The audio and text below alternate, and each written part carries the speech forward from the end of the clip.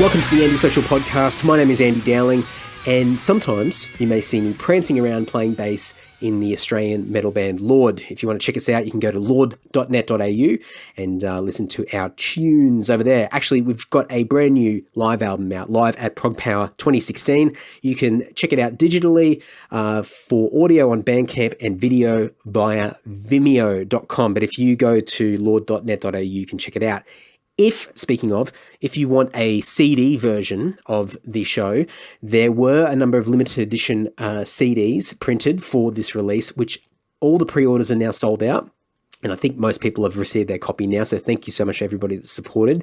If you went to Prog Power in 2016, or if you've been to Prog Power and you didn't get a copy of the CD, you missed out, shoot me a message. I may have a couple of leftover ones for you. So if you're keen, shoot me a message ASAP, and I'll see if I've still got a copy for you, and I'm more than happy to hook you up. Otherwise, there is a very small quantity of these CDs which will be released in the next few weeks at an inflated price because I'm a bit of a capitalist pig, and you guys will be able to buy a copy then. But otherwise, it's practically sold out now, and this is the way that the band's going to function in the future. So we're gonna give things and put things out for you guys in limited quantity and time, and then once it's gone, it's gone. So, but a massive thank you to everybody that's been supporting us and pre-ordered that CD. Probably I think I've mentioned this on a previous podcast, one of the best pre-orders for any release, Lord and Dungeon, that we've ever done. So a big thank you to everybody, not just in the United States, which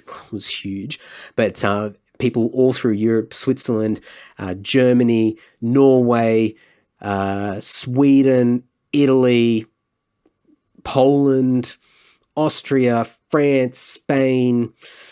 I'm sure I've missed a bunch of people. And then going down Singapore, Japan, India, Brazil, Argentina, Peru, Mexico, Puerto Rico, New Zealand, and then all across this big country of ours. Anyway, I'm going off on a tangent. It's been a long day. Okay, moving along. This week, before I kick into this week's guest and episode, as every episode of 2018 for the Anti-Social Podcast, I am putting people on public record. I am doing shout-outs. I'm saying thank you to people that are going above and beyond to support me and everything that I do, especially the Anti-Social Podcast. And I want to make sure that I do something, and just a little bit of an acknowledgement. And if you are mentioned on this little shout out each week, then please send me a message, and I'd love to send you something in the post. It's probably just going to be some crap that I've found lying around the house, but we all love getting something in the post. So make sure you shoot me a message. But this week, I wanted to do a massive shout out, a massive thank you to Charlie Margin from Woy Woy on the central coast of New South Wales. Charlie has recently discovered the podcast, and he pretty much just went through the whole thing and ticked every box. He has gone to antisocial.net. He's shouted me a beer via my PayPal button. He's left a review on Facebook. He's shot me a bunch of messages online. He's been commenting and leaving replies, and he's just been an absolutely great supporter of the podcast in such a short space of time. And a massive thank you to you, Charlie, for supporting me in what I do. And you've also been kind enough to let me know of a bunch of things that you do, and you're a busy guy. One thing that you should check out, everybody that's interested, Charlie's got this thing called Live at Charlie's Place.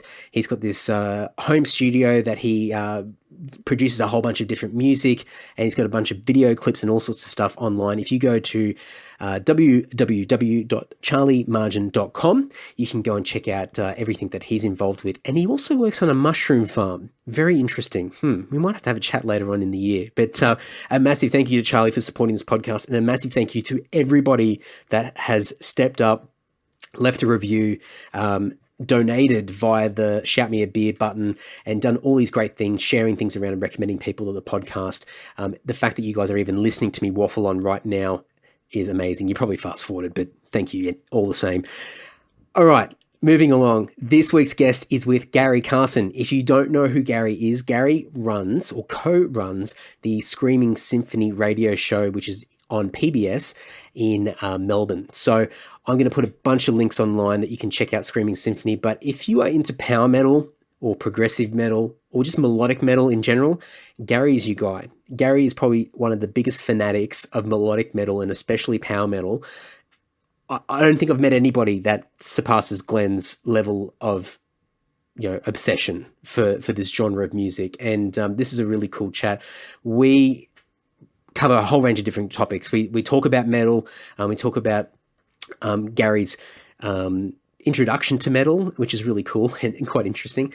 And his global travels. Every year he's going to European festivals. He's got some very, very cool friends, which he makes a note of in this episode. He doesn't brag. I actually make him talk about it.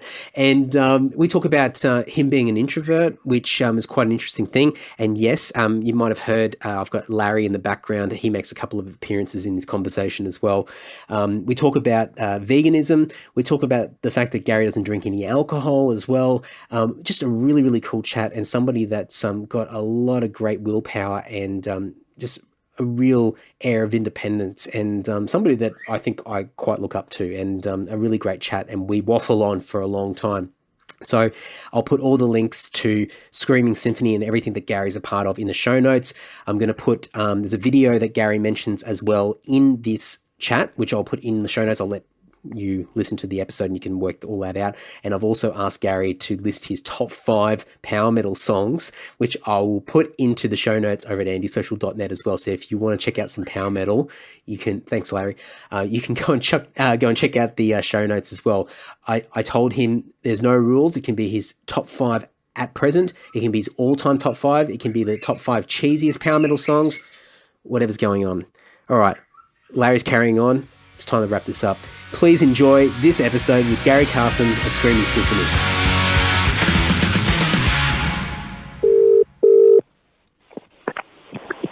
It begins. How you going? Yeah, good. Yourself?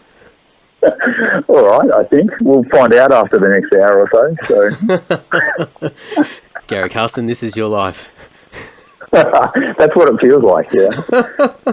That's what it feels like. Well, let's just go in deep real quick.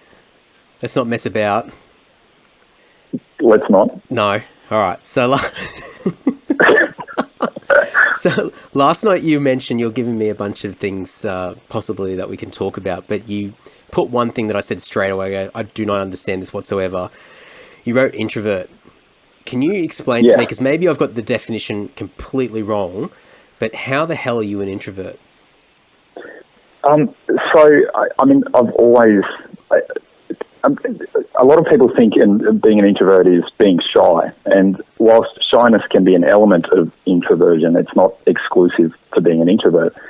So my thing is that extroverts get their social energy from being social and being out and about with people. And I get my social energy from being by myself and reflecting and thinking about things, probably overthinking actually. So that's where I get my social energy from. But I guess part of the, my fabric is that metal, in many ways, is my outlet. And so when people see me at a metal show and talk to me at a metal show, I have no other option than to be social. So even though many times I want to hide up the back of the venue, it's a real struggle sometimes. And so when I watch a metal band, and I did so watching Black Majesty last night at the Evelyn Hotel, to me it's me and the band. So I don't really look around to other people. It's just me and the band. But I really struggle. And because people know me, from the radio show and stuff, I actually really struggle interacting with people. So therefore, if I do one gig on a weekend, I then have to revert back into myself and re-energize by spending time alone. And that's what people don't see out and about. So they see the social Gary, but they don't necessarily see the introvert Gary. So I assume that, just like using the example of last night, today, or even just coming back home after the show, you would have been quite mentally exhausted just from the whole experience. Even though you would have had a great time, just because you would have had to be on, it would have been exhausting? Yes. That said, I also get my energy from the band. So the fact that I can focus on the band and singing along with Gio in my poor power metal voice, I absolutely, I get my energy from there, because to me, as I said, it's a one-on-one to me, whether I'm looking at Stevie the guitarist or Henny the guitarist, Evan bass, that's where I get my energy from. So yes, after I finish socialising, I then have to come home and basically just, introvert the next 24 hours. So, even though we had this scheduled for the last 24 hours, I've been overthinking, doing this podcast with you. So yes, so that's, it is mentally draining, but I love it.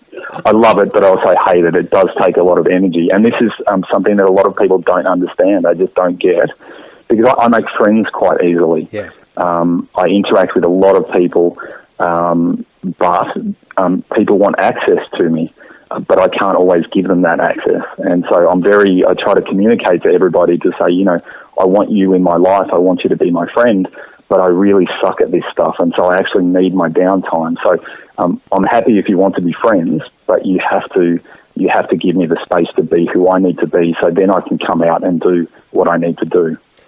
It's not, even when you explain it like that, especially that last part, it's not that uncommon, really, especially in the metal scene. No, because I know so many friends like that. I guess even, I don't know if I'd put myself in that sort of boat as well, but as far as that space element, and, I'm quite social, and I'm the same when I go to a show, and at times I'm a little bit apprehensive about, talking to people or sort of just being on. And then I can be quite drained after an experience like that. But even with friendships, I need a lot of space. I'm not best buddies attached at the hip with most people, and I come and go and I blow with the wind in and out. But even just the way you describe that, thinking about a lot of other people I've met over the years, that describes a lot of people I know to the T. So so when you explain it like that, it's very, very different too. Because I just, you think on the surface, it's like, well, somebody who's very social, somebody that's, happy to talk, and somebody that's not sort of, doesn't just segregate themselves from the crowd or anything like that. And all my experiences with you over the years, you're one of the most welcoming people to anybody that comes to Melbourne and plays a show. You're always chatty and really social, and I get that side of you. And so when you said that last night, I went, and you're always cracking a joke and being inappropriate and all this kind of stuff, and I love it. And you've got such a great reputation. So when you said that last night, I thought, well, hang on, what? So the explanation makes sense. To me, that being chatty side and being inappropriate, which is completely me, but that's my defense mechanism. Yeah. So I can use my, I guess, whether it's charm, whether it's my humor, whatever it happens to be, but that's my defense mechanism. So I can be quite entertaining with people, and I can have a crowd eating out of my hands in many ways. I've been up on stage with Voyager, pretty much 95% naked up on stage, and people look at me, and I'll tell them I'm an introvert, and they're like, no, you're not. And it's like, you have no idea. You have no idea. And the thing is, metal is my outlet, and I will literally do anything for metal. I feel like I'm a Manowar cliche right now, but I adore this stuff with a passion that you would not believe, and I will do stuff in metal that I would not do in the regular world. It's still me. It's still who I am. But metal brings out a part of my personality that doesn't always manifest itself in, say, a workplace or in standard friendships or whatever. It's although you'd still have all those same feelings, there's something about the metal community, and sometimes it sounds very cliched and stereotypical because people talk about it in the same way, but there's truth to it. There's an element of comfort where there's, everyone's like-minded, but there's a level of acceptance where people can just, to a degree, there's always exceptions to the rule, but people can be themselves, and you can let your guard down to a degree, and people just accept you on face value. Especially, you're wearing a t-shirt of a band that somebody else identifies with, and suddenly you've got a conversation going, and you go deep into a conversation about someone's back catalogue or someone's side project and all this kind of stuff, and suddenly you've built a connection with somebody. And there's that... Exactly, and... Yeah. I'm sorry, so that, for me, that brings me out of my shell. So as much as I'm an introvert, I do push to challenge myself all the time. And so I need that social interaction, so I'll push for it. Yes, sometimes I can be socially awkward and not know what I'm doing, but to me, that's just all part of the fun. And, I just love it. I love Metalheads. I don't care where they're from. I love talking to them. You've got everybody from bogans to doctors and lawyers, and probably bogan doctors and lawyers. They're everywhere, and they're all adorable. I love having a chat with metalheads. So I remember having a chat with my parents when they were going overseas for the first time a few years ago, and I said to them, if you ever get stuck anywhere, because it was their first trip overseas, and they're late at the time, they were about 70 years old, and I'm like, if you ever get stuck anywhere, find someone with long hair. And find someone with a black T-shirt, because chances are, no matter what country you're in, they're going to have better than average English, and they are the nicest people you will meet. So if you ever get stuck, find a metalhead overseas, and they will help you no end. They won't rip you off. They won't do that sort of stuff. They will look after you.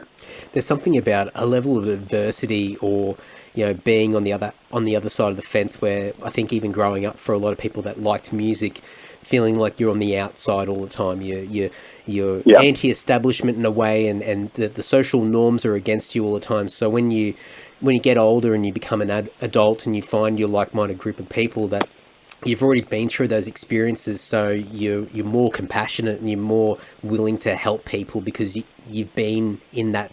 You've been there before.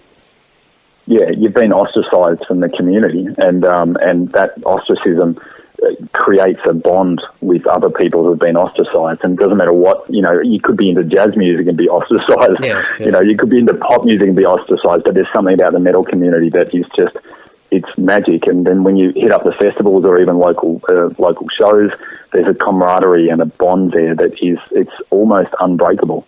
Unless someone's a twat, of course, and then it's completely different. But it's awesome. I love the metal community. Well, I just remember, you've no doubt would have had these experiences countless times, but years and years ago, we were in Germany, and I remember we were walking, where were we? We're Itzehoe, so just near Wacken. And we're walking along the street, and this there was about 5 or 6 of us, and, all long hair, got black T-shirts on, and we've all been having a few drinks as well, so we're loud and carrying on. And this really elderly, well-dressed couple were walking up towards us on the same side of the road. Anywhere else in the world, these people would have looked at us with wide eyes and walked across the other side of the road to divert us. These two people walked straight up to us and started speaking to us in German, and I just thought, oh God, here we go, we're getting the serving. But one of our friends with us spoke fluent German and started having a conversation with them, and then they said, oh yeah, bye, and then went off in their separate ways. And I said, what the hell was that about? And he said, they just want to know if we were going to Wacken next week. They want to know where we're from and what we're doing. And I just thought, that is absolutely incredible. And that's a different culture, and obviously metal's more accepted, and people can understand the benefits of different types of music and different people, especially in that part of the world. But I just thought that's such a unique thing, a unique experience, because usually it's the other way around. So absolutely, and it's a different cultural mindset. I've been to Wacken, I think now I'd be up 11 or 12 times, I think, since 1999, maybe more than that. And it was actually, something happened last year where, because we're in the media area, so we can park the car in the media area and then catch a bus into the main area for the 2 main stages. And basically, around Wacken, because the Wacken organisation is based at Wacken at the village, and they get all the people who live around there actually get free tickets or free entry, and they have the old people's homes, the old aged care facilities, and they actually bring all the old people in to come and check Wacken out. And so last year, I had a mini busload of 80-plus-year-old people all giving us the medal sign as they're driving past. And I'm like, Germany, I love you. It's like, why can't I live here? I just thought that was magnificent. Like if I think about a retirement village here, I want to be in a metal retirement village. That's what I want. Oh, I tell you what, there's a business idea there. I've been thinking about it. I think it would be a fantastic idea. Oh dear. So, you mentioned the other thing is that you've been a bit of a late bloomer to metal, and without putting you on the chair and start digging deep into your past. You mentioned about do it. You mentioned being an introvert and all that. What was it like growing up as a kid, or even sort of before you started discovering metal? Like what sort of challenges did you have? Was it what you've experienced now amplified? So my father was in the army, so I moved house, and there were 4 of us kids, and we moved house every 18 months to 2 years growing up. And so pretty much my whole life up until I was about 16 was I would fly into a place. I would be Hurricane Gary for 18 months to 2 years, and then I would bug out. And it's transcended into life. And that's kind of how I live my life. I just rock up to a metal gig, I go crazy and go nuts, or I go to a festival over in Europe or over in the US, and then I leave, and then, I cause mayhem and chaos in the middle. And so I really like that, but because, again, it's not that I like to consider myself as authentic as possible and very honest and very brutal. That it wasn't always that case, but I always knew that I could read people, because I needed to be able to read people, because in a short space of time, in 18 months to 2 years, as a primary school student, as a high school student, I needed to be able to read people to work out who I liked and who I didn't like, and who I needed to avoid. So I was very good with body language, and not just the standard body language, but basically looking into somebody's eyes and knowing exactly what's going on with them. And I could easily get into someone's personality or into their psyche to work out what their needs and what they needed what they required as a friend. And so I've always been attracted to the outliers, the losers, the weirdos, and metalheads are, dare I say it, but yeah, in many ways we are that way. And so I got attracted to that sort of the weird kids. And when I eventually got into metal, which was actually only in my early 20s, I knew I liked guitar-based music because I loved, back in the late 80s, I loved Skid Row and Poison and Alice Cooper's Trash, and anyone with a mullet basically in the 80s. It was either a mullet or makeup, really, one of the two. And yes, your favourite, your boyfriend John Farnham is included in that too, Andy. So, and I loved all that guitar-based stuff. And then someone introduced me to Sabotage at the age of 21 or 22. Absolutely hated it. I said to my friend David, I said, this is the worst thing I've ever heard.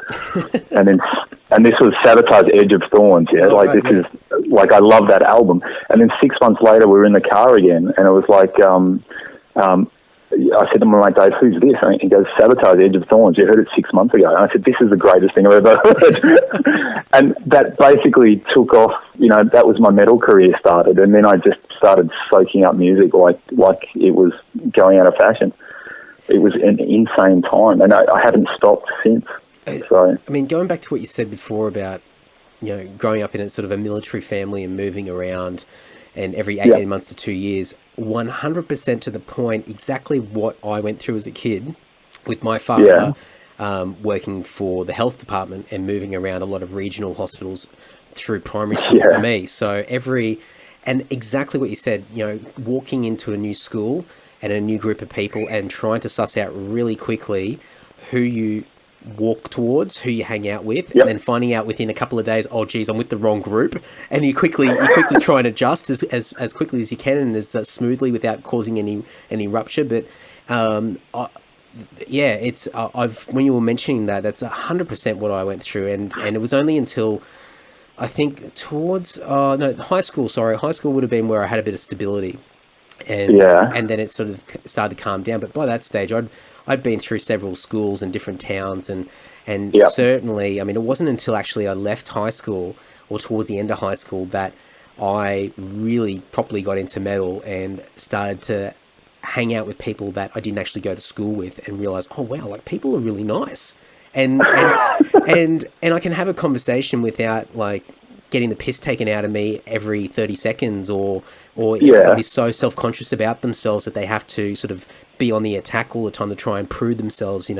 Everyone's trying to be the alpha male, and suddenly you're with a bunch of guys that just like good music and everyone's just totally chilled. I went, oh wow, this is it's another world. But just about reading people, of what you mentioned, I wouldn't say that I'm a complete expert with it, but I've certainly had to navigate over the years and traveling overseas and being in places by myself, that a lot of that early development of doing all that experience and a little bit of mental adversity in primary school certainly has helped me be a lot stronger in my adult years. Yeah, I think a little bit of darkness can help everybody. I think to overcome, adversity. I think it's good for the soul. But I think in terms of people, I was one of these kids who could get along with everybody. So whether it was the alpha male group, the weirdos, the normal people, I guess, for want of a better term, I could actually just go in, make everybody laugh, make everybody feel comfortable. So I could actually make friends everywhere. And so, that's has absolutely helped me long term. But sometimes it does leave you, what am I actually after? And when I realized that I needed that more of that space to myself, I then realized I love people, but at points in my life, it's like I need people to go away right now, just so I can be by myself and do my thing, and then come out of my shell when I need to.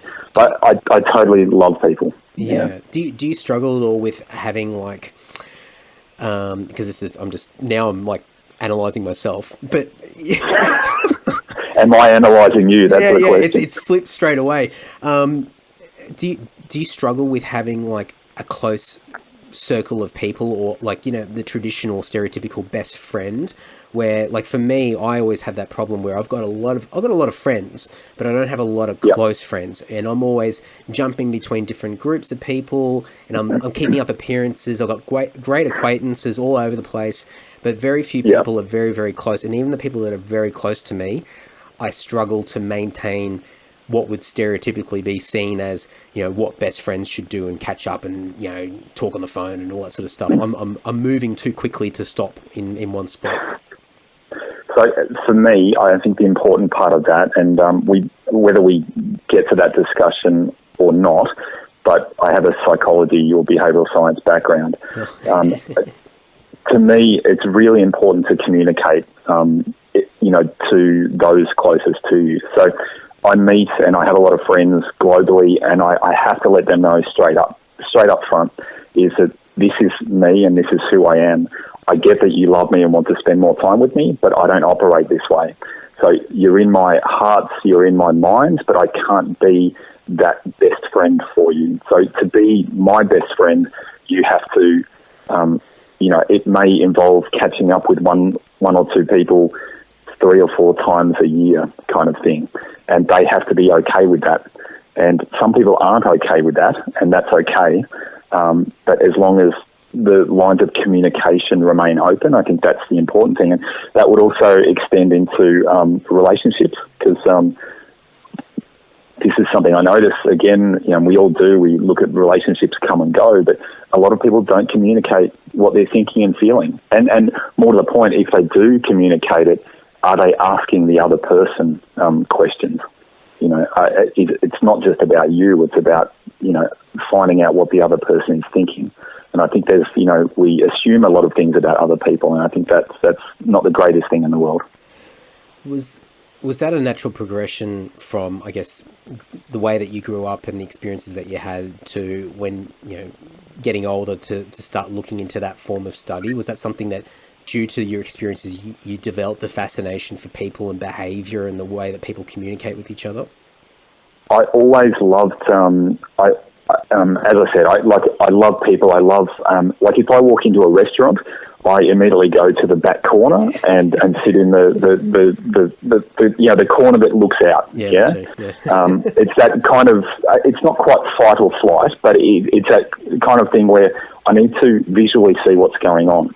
And so I'm really, I can look at two people. If two people, I can look at a man and a woman or a couple or a potential couple, and I know exactly what's going on. If that same situation is happening to me, I'm not kind of oblivious to it, but I can be certain what's going on with two people, whether they like each other or whether they hate each other.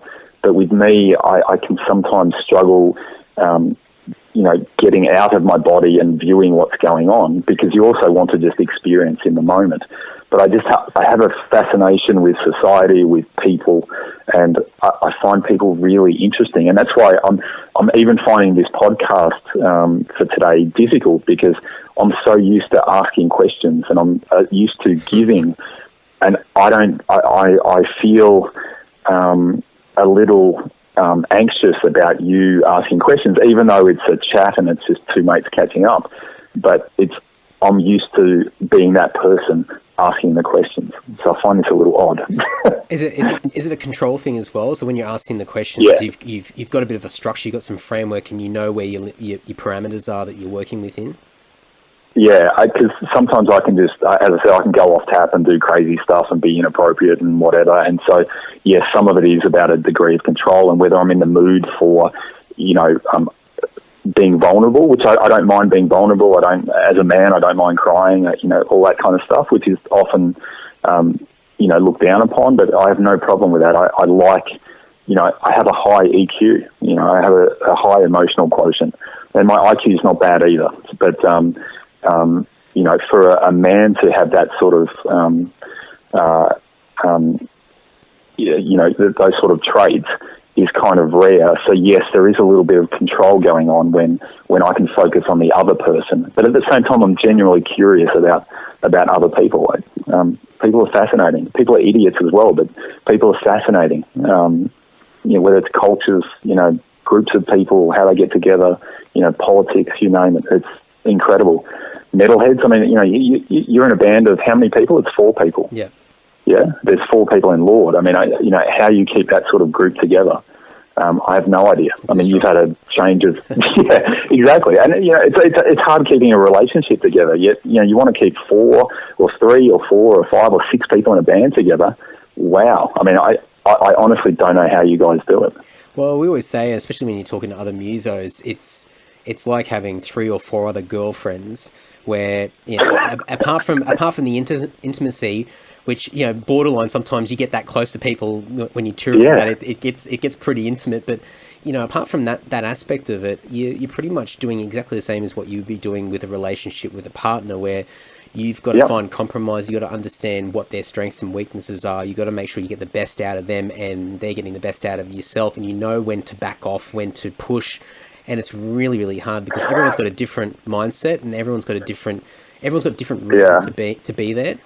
And they're motivated by different things, and it's really, really hard when you discover, and the thing that I've found from my own experience is that when you first get together, it's very easy to get on the same page and just go for it, because there's this element of you're intoxicated by the dream, the vision, and where you're going to go, and then the excitement of those first reactions of what you do. So whether it be putting out music, playing your first set of shows, and whatever that might be, but then when you get into the grind of it, that's when people's true motivators come out, and you understand that we are very different people. And then you've got to try and find the common ground. That's when you've got to start compromising, and it can be very shattering. And that's why so many bands just don't last that long, because it's just, they can't find that element of common ground.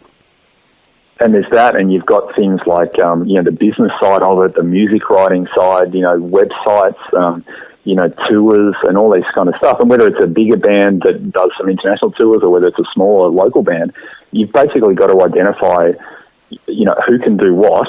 And, they have to be able to play, but they also have to be able to do, hopefully, something that makes being in a band a lot easier. You have to try and get on that same page. And you've got bands, where people aren't contributing, but they're just playing, and that's okay as long as that's communicated. As long as if I'm a guitarist and I walk into a band, all I want to do is play.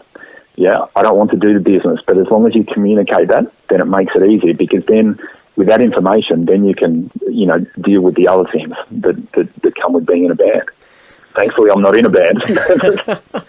Well, but at the same time, you could definitely relate to it with all the relationships that you've had with different people, whether it be with Peter, with Stream Symphony, or all the connections that you built around the world, going to festivals, and the people in Melbourne going to shows. There's always these relationships that are coming and going, and you've got to, either maintain something or find compromise with certain people, or vice versa. And it's I think we all go through it, no matter whether we're part of like, you know, this music collective or not. But I guess it's just more amplified when it comes to a niche or you know, a particular topic, or interest or passion where everybody's sort of like-minded to a degree. And then once you get below the surface of, oh, we all like this, and then you start to identify, oh, we're actually all quite different. And then you've got to go through that friction of trying to find where everybody sits and still get the best out of whatever that situation is. And it's really, really difficult. Yeah, and look, Peter and I, we've been doing Screaming Symphony now we start our 20th year this month, actually, March 2018. Oh, yeah, happy birthday. I can't believe we've been together that long. But and I remember, like, Peter has a German background, and he was always very brutal in his approach to everything. He's mellowed out a bit now that he's been in Australia a lot longer, and now that he's married and things like that. But he was always quite brutal, and that was difficult for me in the early days because, seriously, I would hang up the phone from Peter because he was just being German. And the thing is, he would get frustrated with me because I would be a lot more laid back, and I would, you know, make jokes and you know, and be inappropriate and whatever.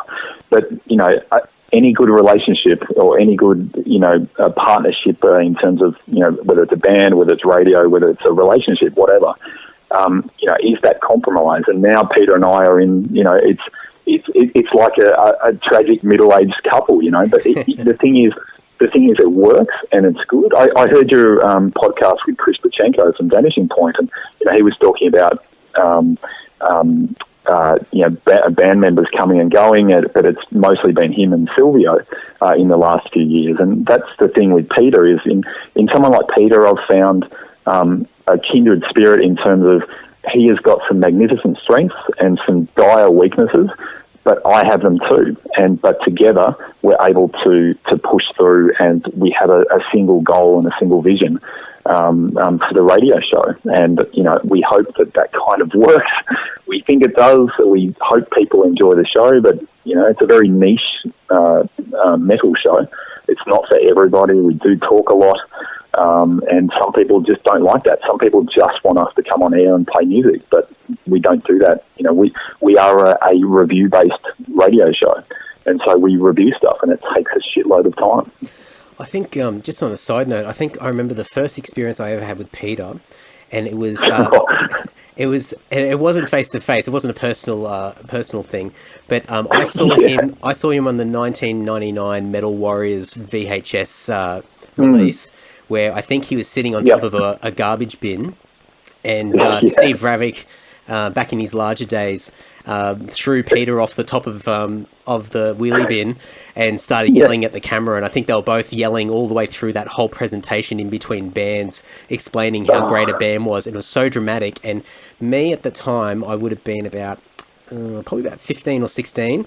And I'm just sitting there at my parents' place in front of the TV on the carpet, just watching, going, what the hell is this world? And like, not even understanding what Wacken or Germany, or even just, I'm still discovering metal as it is, and just looking at this VHS going, what the hell is this? And who are these two clowns who are just like carrying on in front of the camera? But I've known Peter since then, and you're right, over the years he's definitely not what he was in that video. He probably would have been playing it up a little bit, I'm sure, but still. I was like, badly, like in some bad German, soap opera, Have you sought therapy from watching that VHS back in 1999? Have you seen a psychologist or anything? No, but I put it up on eBay not too long ago. I thought I need to get this off my shelf. I need to move on from it. Oh man, they were the days, because we went to Wacken that year for 5 days, and it was my first ever trip overseas. And it was 4 days of Wacken, and it was amazing. It was like this whirlwind experience, and ever since then I've gone back a lot of times, and pretty much I go overseas every year now to 4 weeks just for metal festivals. But those early days were phenomenal, and that back then Wacken was, I think, maybe 10 or 20,000 people or something, and now it's like 85,000 people. So that place is phenomenal. It's it's one of those weird, I mean, they call it the Mecca of metal. This pilgrimage that happens from every corner of the globe, and everyone congregates there for a week or so, and just, celebrates celebrates what metal means to them, and it sounds so corny and cheesy, but it's true. And just from what we've been speaking about, there's so much importance that people hold to the genre of music, and just all the additional things of just on top of enjoying the music itself and what it means, and the identifying with the group of people and feeling accepted, finding your own place and not being judged. And it's such a unique thing. It's awesome. And the thing is, like last year in 2017, Peter and I did a live-to-air broadcast from Wacken. So we had a studio over there, and we took that over for 2 hours, and we broadcast live back to PBS FM in Melbourne for a live broadcast. It was the first time we'd done anything like that, and we learnt a lot. It was a phenomenal experience, and they want us to come back this year and do it again. So we're looking at maybe doing 2 shows. We've still got a lot of work to do to make that happen. But it's just a phenomenal place. It's one of the pieces of information I found out from the ICS, who are the people who organise Wacken, Australia, the biggest non-European market for Wacken is Australia. Yeah, right. Which was information to me. I knew lots of Aussies went over there, but I didn't realise, and they didn't give away the numbers, but they said a lot of Aussies come over to Wacken, and they wanted to promote more of, Wacken more in Australia. And one of the things I had to tell them was, you have to understand, or that Wacken have to understand, is that when you come from Australia, we're not coming over just for Wacken.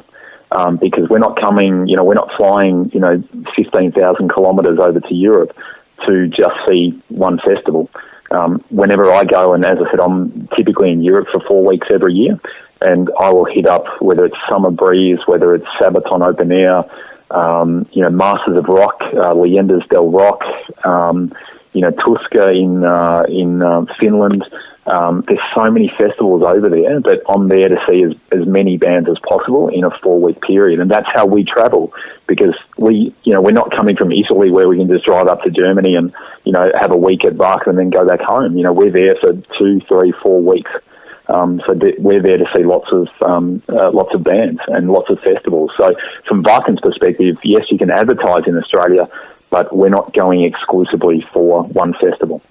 Yeah, I think you need one of those, like a tourist operator that specialises in metal festivals, and then you just do the whole package, and you can go and do a circuit of over a number of weeks and just hit up. Or you just buy one ticket that gives you access to 4 festivals or something like that. But I mean, a lot of people, a lot of Aussies, when they first go overseas, they will go on a tour. They will do they'll pay someone to go to look after everything, food, accommodation. Yeah. But typically, people do that once. Then they realise they can do it all themselves, and then tour operators are irrelevant from then on in. And that's my first year. I'm like, my eyes were just I'm like, this is the greatest thing I've ever seen, and I need that. It's like an addiction. I need to have that every single year. It's did you find when you first went over there, just given, I guess, your I just want to use a better word than struggles, but your challenges that you've had with just, I guess, the way that you socialise with other people, but being in I've found this when I first went to Germany, and especially the first time I went to Germany by myself, compared to other countries where you stand out a little bit more, not so much the cultural difference, but the language difference. Did you find that you struggled with a lot of that, just given, your own challenges with communicating with people, and then having that point of awkwardness when someone discovers, oh geez, you don't speak German, and then you having to sort of get over that hump? Because I guess, just to give a bit of context, and so I can try and articulate this with a bit of clarity, when I go to Japan, it's fantastic because I stand out like a sore thumb. People don't really care, because they don't gawk and they don't stare and point and look at you. They just get on with their day. But when you walk into a shop or into a restaurant, into a bar, they know and they assume, for right or wrong, that you can't speak Japanese.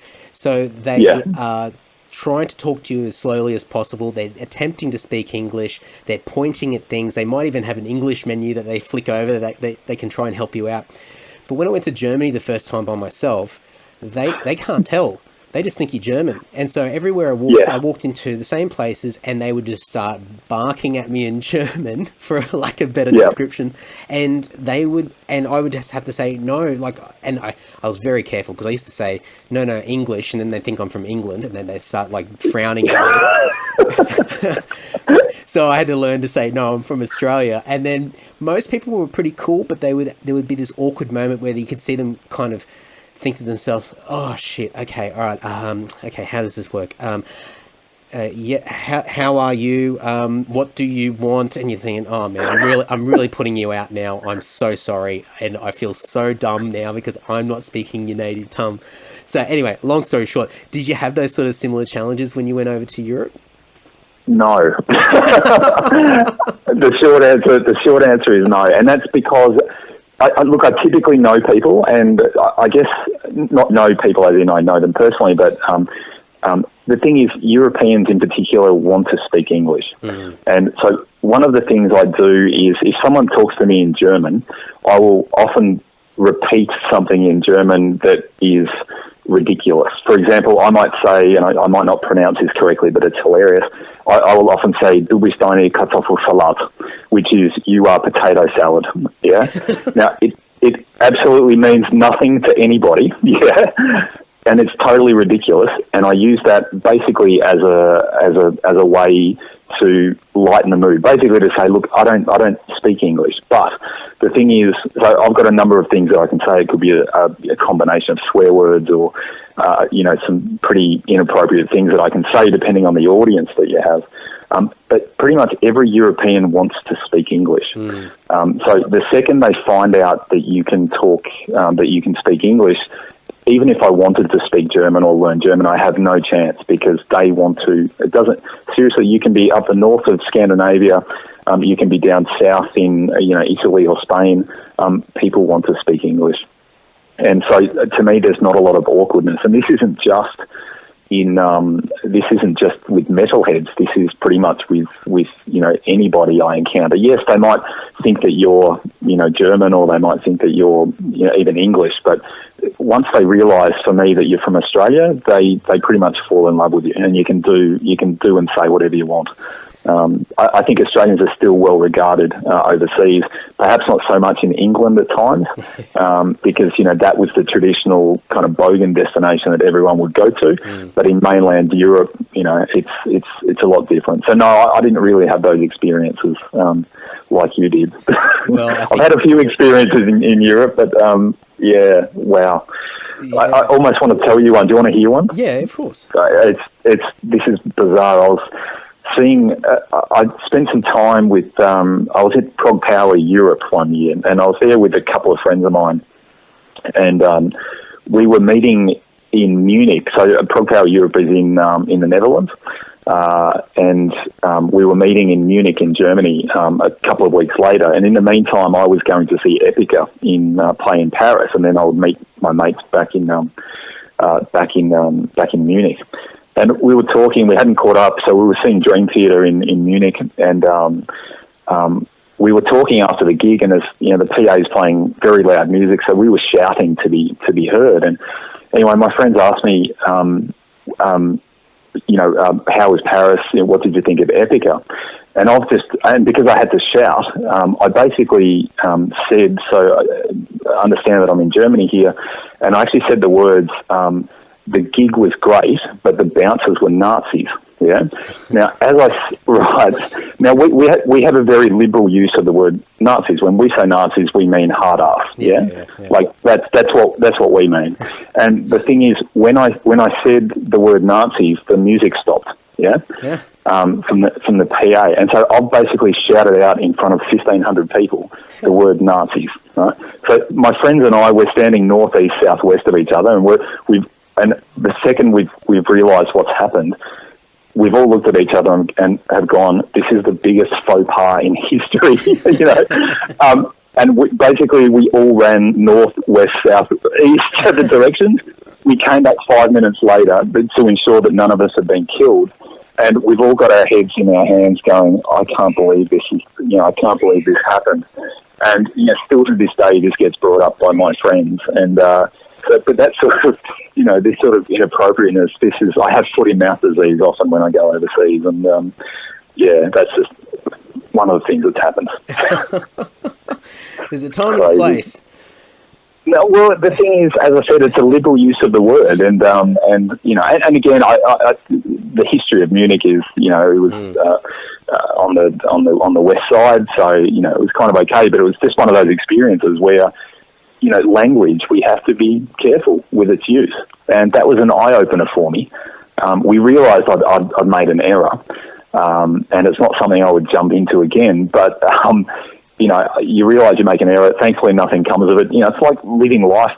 Growing up, you're gonna fall over sometimes. You're gonna, you can have some near-death experiences at times. But as long as you get up and learn from the experience, that's the main thing.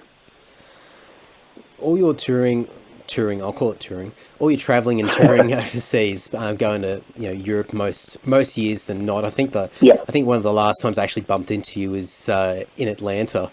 At Prog Power, that's going back. Prog Power USA. Yeah, that's it. Love it. And I mean, you've obviously built connections with people all over the world through metal. What sort of relationships have you been able to build? I mean, obviously keeping in mind what you said as far as the way you communicate with people, so people understand. That I suck at keeping in communication, yeah. But, what sort of relationships have you had with people, across the world, like not only metal fans, but musicians as well? Because, I mean, I look at some of the photos that you get tagged in and pop up even on Screaming Symphony's page, and you got some good company. And when some of these guys come out to Australia, you're usually in their ear and hanging out with them as well. So you've obviously, I mean, through Screaming Symphony and just doing a lot of traveling, you've met some pretty amazing people. I've met some incredible people, and a lot of them I would count as friends. Like Toby from Ed Guy and Avantasia. He's a really good friend of the show, but he's a really good friend of ours. And he's one person I can count on. But the thing is, like, I always look at it. You've had that experience at Prog Power USA where it's a friendship thing, and Prog Power USA, that happens because it's a boutique niche festival.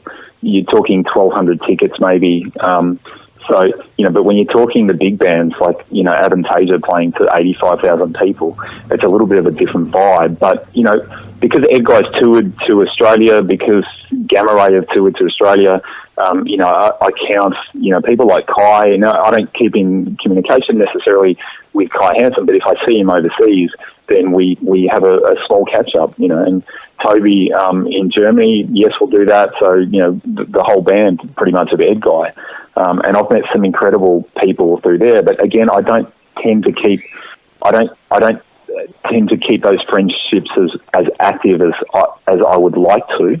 And that's simply because I'm busy at home, working my day job and then doing the radio show. So it is hard to keep up those friendships. And I would prefer electronic friendships and then to catch up with them in person rather than try to maintain an electronic communication.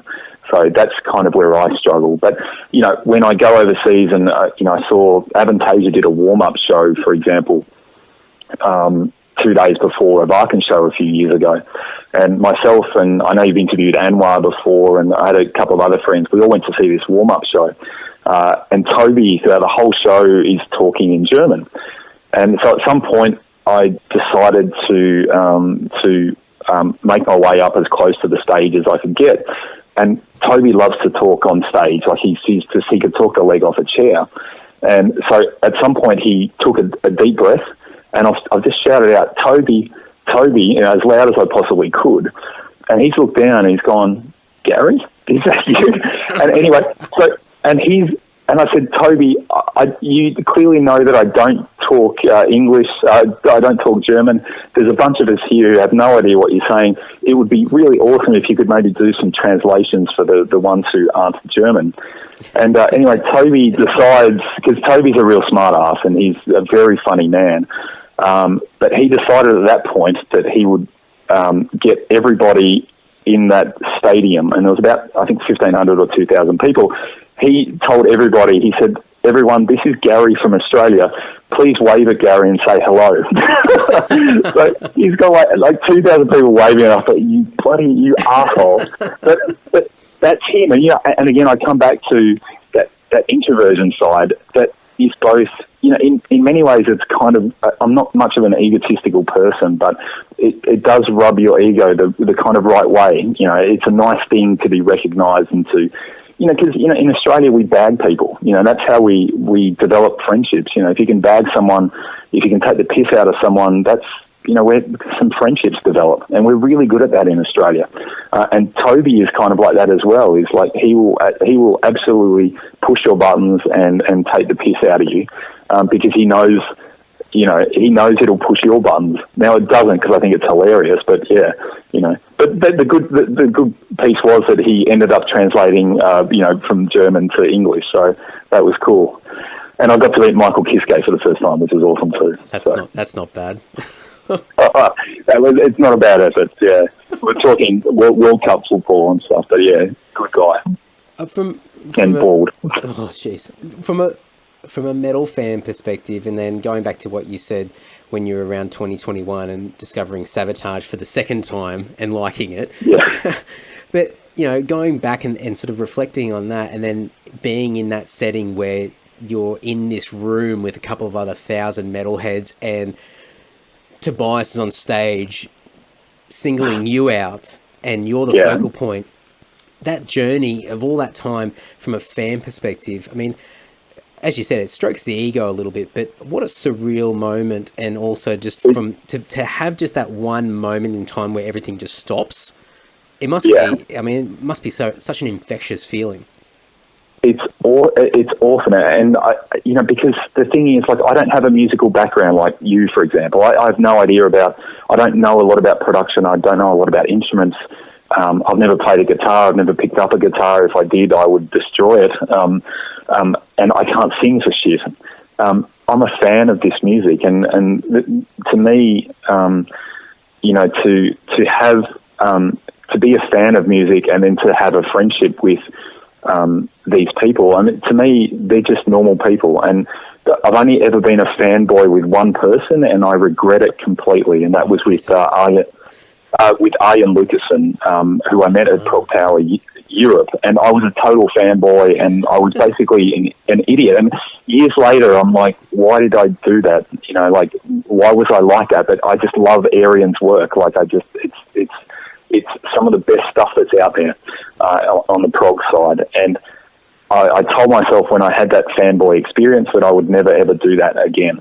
And I have tried not to since that time. I would treat people just as they are. And, because the thing is, at times with the radio show, and this is part of what I had to learn, was that, people think that I know lots about music and about albums and bands, and I probably know more than the average metalhead in terms of a prog power, but I'm just a fan of music. So when I talk to people, I just want to talk either about regular life or about the bands that people are interested in. And if I catch up with an Arjen Lucassen on the phone, after we do an interview with him, or if I catch up with Toby or Felix or Jens or anybody from Edguy, I want to talk about regular stuff, what's happening, how many children have you got, or, what's happening in your life, is everything okay, are you stressed, are you, is life good, what are you struggling at, what are you succeeding at, this is what I find really interesting with people, because they're just regular people, they're entertainers, they have their own life, they still have to get up and have a shit in the morning, and they still have to make breakfast, and if they've got kids, they still have to take them to school, so it's just, to me, they're just regular people. They just write awesome music. Well, I've been hyper-conscious about it for quite a few years, and then especially when I decided to start doing this podcast, where, there's been a couple of times years and years ago where I've had a mate that works with the webzine, and they're like, oh, Andy, do you want to interview such and such? And I'm like, oh, that sounds really cool. I get a chance to speak to this person, there's this connection right there, and then you sit on the phone and you're on the media list and you're waiting for your 20-minute or 15-minute allocation. And lucky for me, like the times that I've done it, I've been the last one. And and by the time, not in my experience, so I didn't have the right mindset, because by the time they got to me, the person sounded absolutely exhausted, because they just had like 15 or 20 people before me that have asked the same questions over and over again.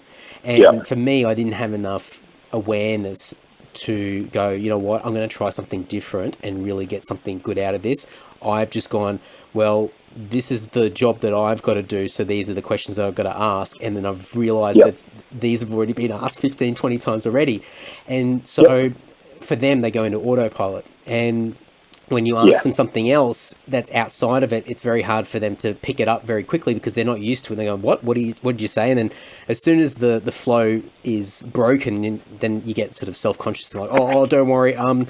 So the next tour, tell me about the next tour, or you're coming to Australia, tell me about that. And you're like, just get back on track. But so when I started the podcast, I was so conscious about it because I thought whenever I do get a muso on the podcast and I chat to them, I don't want to fall into that trap. I don't want to go back into, so you're recording an album or you're about to release an album. Tell me all about it. Or how is this compared to the last album? Or, what's the, are you touring overseas or are you coming to Australia, whatever it is, because you know that they'll fall back into, I've zoned out now. I've disconnected from the conversation and we'll talk about something completely different. So we had, I've got a couple of examples that I can riff off there, and one of those is we had that. So for this show, we specifically don't do pre-recorded interviews during the promo cycle. So we actually refuse to do that. Now, a lot of distributors and labels hate us for that, but that means for us, that means we get what we think are better interviews, and we get them at the right time. So that's a specific decision that we made. The other thing is we don't want to do an interview that is restricted by time.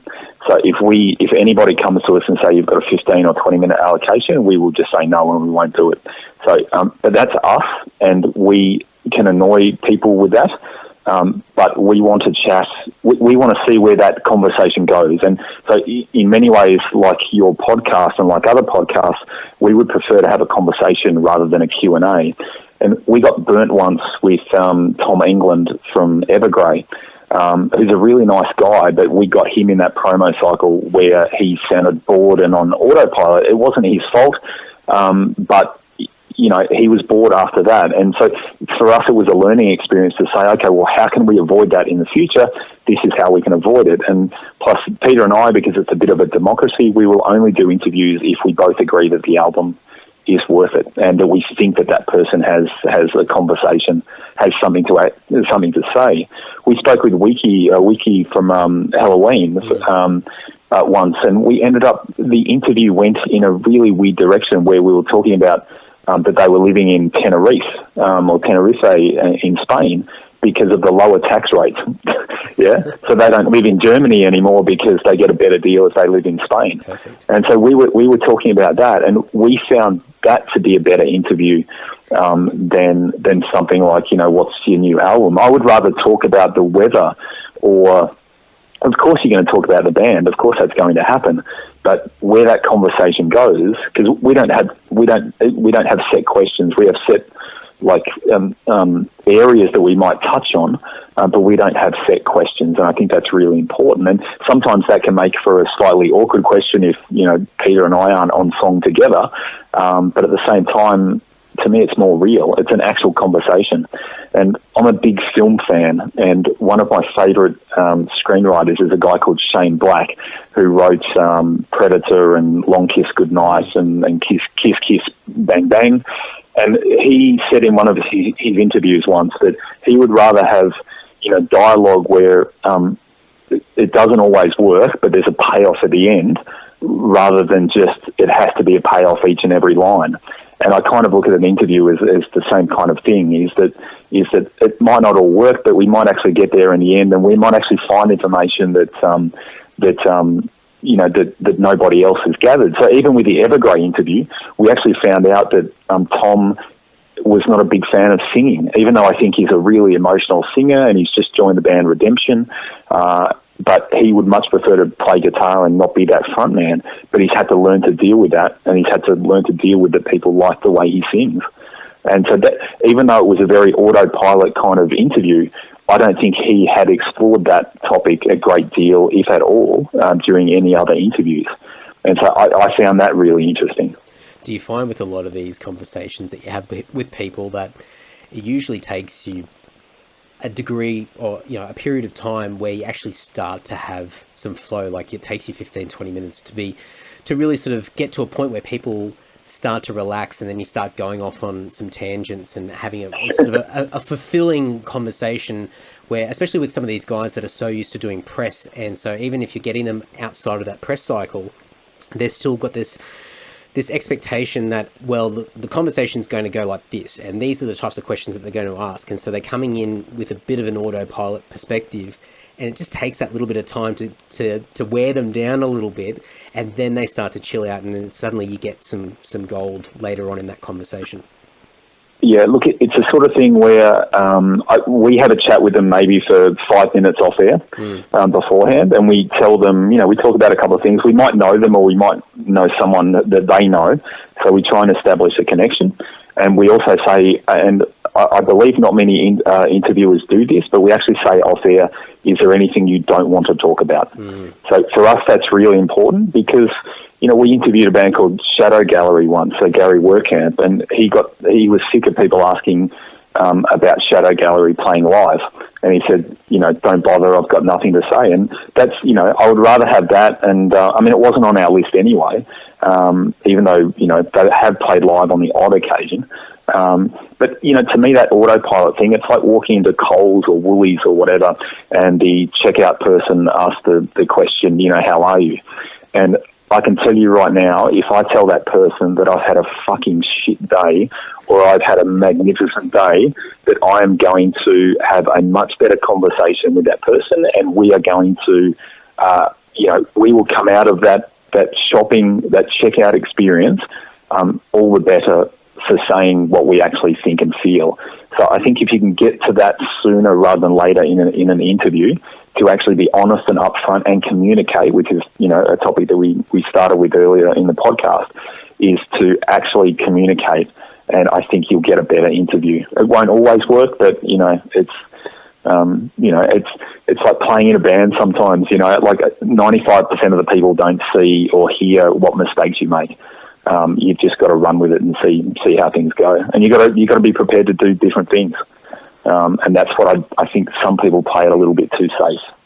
Oh, absolutely. And I think, as you said before, the fact that you don't write down exactly word for word what all your questions are going to be, that gives you a little bit of mental flexibility that that you can give yourself the green light to be able to go off on a tangent and start talking about living in Spain and getting tax benefits of doing that, and then coming out of that conversation going, oh geez, we didn't even talk about the album that much, or we didn't really focus on the normal things, because a lot of that stuff, especially with musos, all the stuff that they're promoting is already out there anyway. So if anything, it's probably better for them and for their profile and for the band and for their sales and all those things that they're doing this stuff for, to talk about something completely unrelated where you learn a little bit more about them and you get that personal connection to them, that you actually feel compelled to go, I actually want to discover more about this person because he sounds so intriguing, so interesting, and I will actually go out and buy the album or, whatever it might be because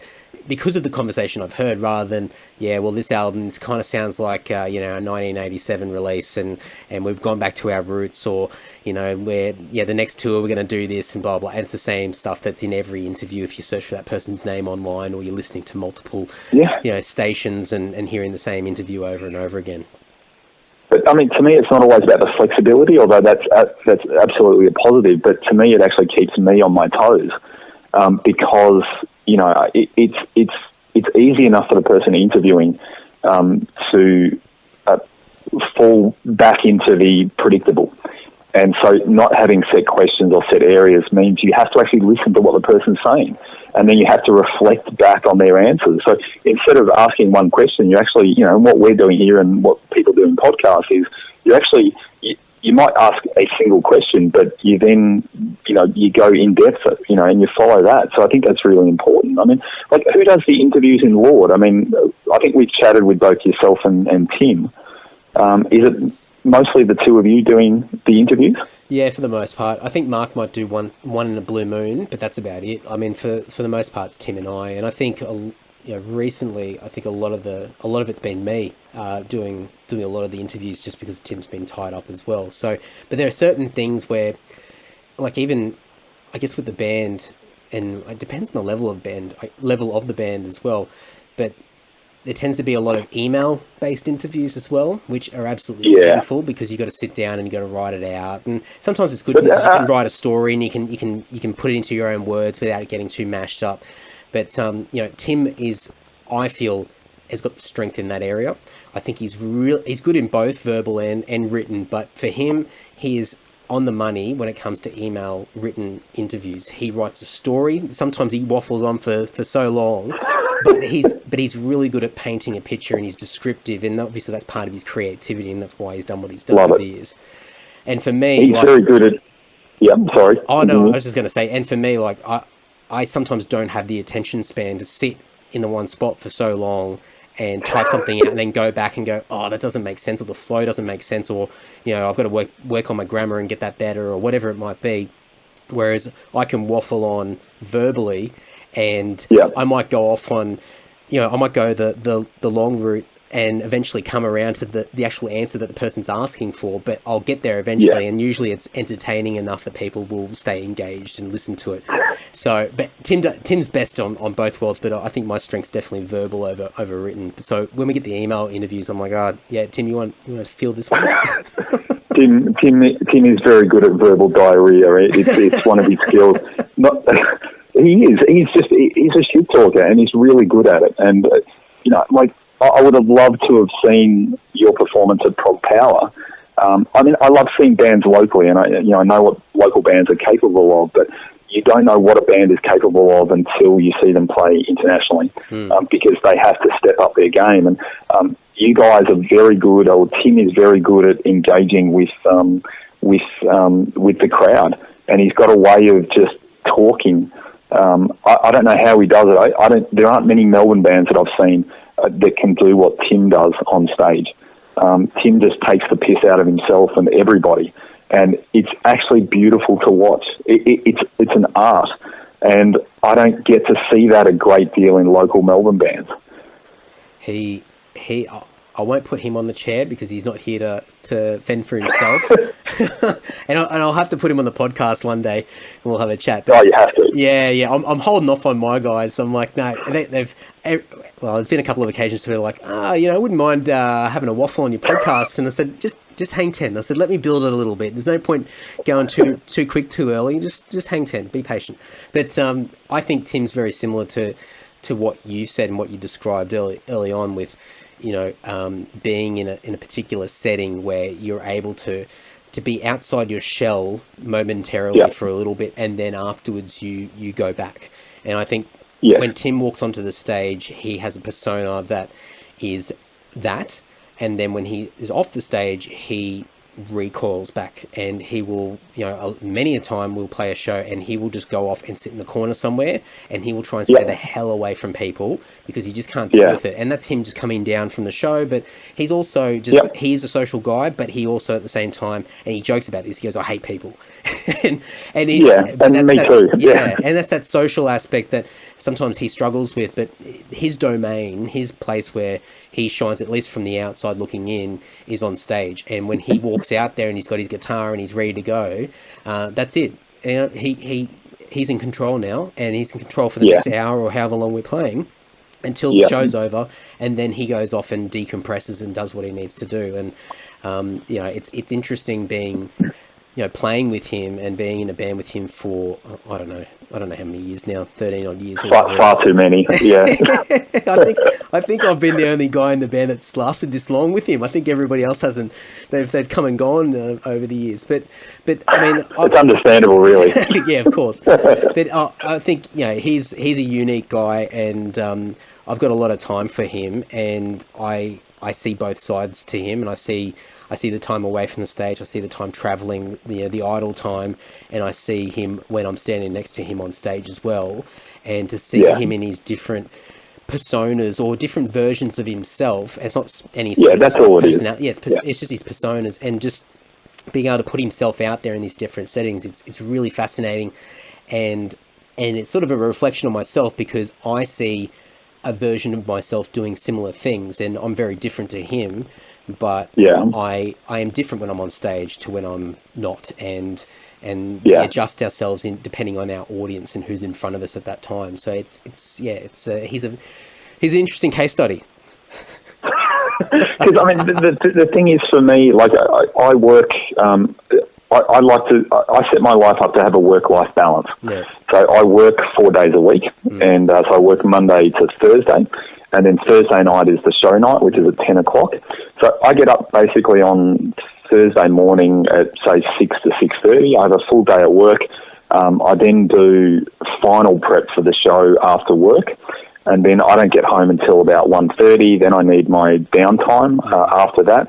And so pretty much I don't work on Fridays because, and it sounds like I'm being precious, and I'm not, but I will jokingly say, yes, I'm just precious. I need, like Fridays to just, I don't want to, seriously, I sit on my PC. I'm a big PC gamer. So I will just game for, 8, 10, 12 hours for the day on Friday. And that's my recovery time.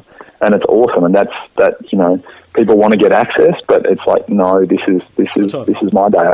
It's my work-life balance, and this is about balance. So I can build up for a weekend where I can go to a gig, or I can go hiking, or I can go bike riding, or whatever it happens to be. Well, I think having the mindset, or not even the mindset, having the awareness to be able to understand what your limitations are, or where you actually. Oh, my birds is going off in the background. Cameo from Larry. You're not talking about your wife, are you? No. Right, okay. Cameo from Larry the Cockatiel. But where you understand where you function the best and where you don't, and being able to adjust your life in a way that actually gets the most out of you. For most people, you wouldn't have, and I don't know what you do for a day-to-day job, but to be able to get to a point where you can make a decision where you mold your working life in a way that actually complements everything else. So you're not like stereotypically with a lot of people where you work the Monday to Friday, you burn yourself out, and then for a lot of people, you write yourself off on the Friday night, then you're dead on Saturday, you may go for a bender for Saturday, and then Sunday it's just like, oh my God, how do I get myself back to feeling somewhat human again? And then Monday morning, you're death warmed up, and it's only until you get to about Thursday that you start to come alive again, and then that cycle continues again. So for you, even mentioning that you do a Monday to Thursday and allowing that extra day, you've made that adjustment, and obviously there's a number of decisions that you had to make to get to that point. But to have that awareness is so much more than what a lot of people can say that they have. Yeah, and I work in IT, so I've got a background in behavioural science and psychology and sociology. I did counselling for a few years, which I absolutely loved. But I think when I did counselling, I'm kind of an emotional sponge, and so I can soak up any. Yeah, I took it on too hard, and I think if I would love to go back and do that nowadays, because I would be able to handle it a lot better. But the pay in the IT industry is a lot better.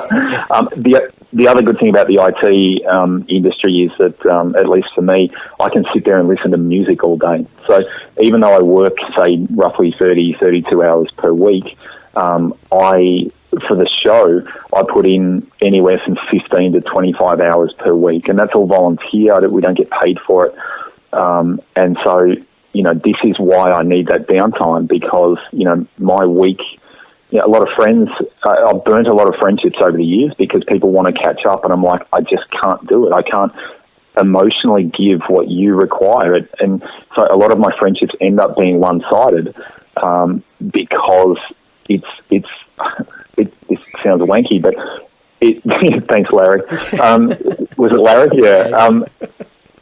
Great name for a bird. Yeah. But it can become one-sided, and so I need friendships that can match me and that who understand my situation. That I'm not the best friend. I'm actually really good in person, but yes, sometimes I can be quite distant, and that can take a toll on friendships, of course. I've got two things on my list that I'm definitely going to cover because I'm so intrigued by it, but I'm going to try and tie it in so it seems like we're just flowing in conversation. But I'm almost scared about this next one, but I don't know if it's the one I'm thinking of. But. Oh, I don't know, but I'm going to bundle them together as a dual topic. But linking it right back to the start about being an introvert and what an introvert means, and feeding off your own energy instead of going out searching for energy from other people. You need to go back and you need to reflect and you need to find what that is inside. Is that a motivator, or do you think that's a big thing behind your choice to be a vegan and to not drink alcohol as well? Do you think it's more of a case that you've really fed off the fact that I am self-reliant and I feed off myself, and I'm more influenced on my own decisions rather than externally people, like the pressures of groups and what a lot of people do, especially metal? I mean, not everybody, I shouldn't say, but a lot of people drink alcohol. The Germans love their beer, and being around that sort of stuff. Is that something that you found as being a strength because you've got that sort of introvert aspect to your personality? Look, I'm very independent, which is one thing. I'm very strong-willed. I'm confident, but I can be quite timid and placid at times, but I'm assertive when I need to be. But the thing, I guess, so the two things there was alcohol. Not drinking alcohol is not about part of it. Part of not drinking, one, my dad being in the army, there was a lot of alcohol around growing up, and I saw his drinking. The second part of that is because I would fly in, fly out of these primary and high schools, I never actually made friends that I could go out and drink with when you're a teenager. That just never happened. So therefore I didn't start drinking as a child. So, even in my early 20s, people would say, well, wow, you must have strong willpower. And it's like, it's not willpower, I just never got around to it. So, I'm not a wowser. I don't, I love people drinking. It's hilarious. But the alcohol thing is, the thing is, working 4 days a week, I've got a mortgage. I buy CDs like crazy, like you have no idea. And I travel overseas. So I just look at it logically and say, what is it that I want out of my life? I want to work 4 days a week, because I actually enjoy working 4 days a week. If I was to do it 5, I wouldn't hate my job, but I wouldn't love it as much as I do. So I look at that and say, this is what I want. I want to pay my mortgage off, and I want to buy CDs, and I want to travel overseas. Thus, to make that happen, I need to make a financial choice of not purchasing alcohol. And to me, it's literally pissing it up against the wall. I get the buzz that it gives, and it opens people up socially, but I do that just by being mental and crazy anyway. So it actually, that's really cool for me. That's that's how I deal with the social awkwardness, is just by being crazy. The veganism, the vegan side came about. As I said, I'm a big movie fan, and I used to go to the Melbourne International Film Festival, and I still do every year. And I would always go and watch food documentaries, always. And because I like challenging myself, I don't take someone's answer at face value. There's a reason behind it, and I want to get to the core of that. And so I do the same thing to myself. So, my question is why do I eat meat? Why do I do it?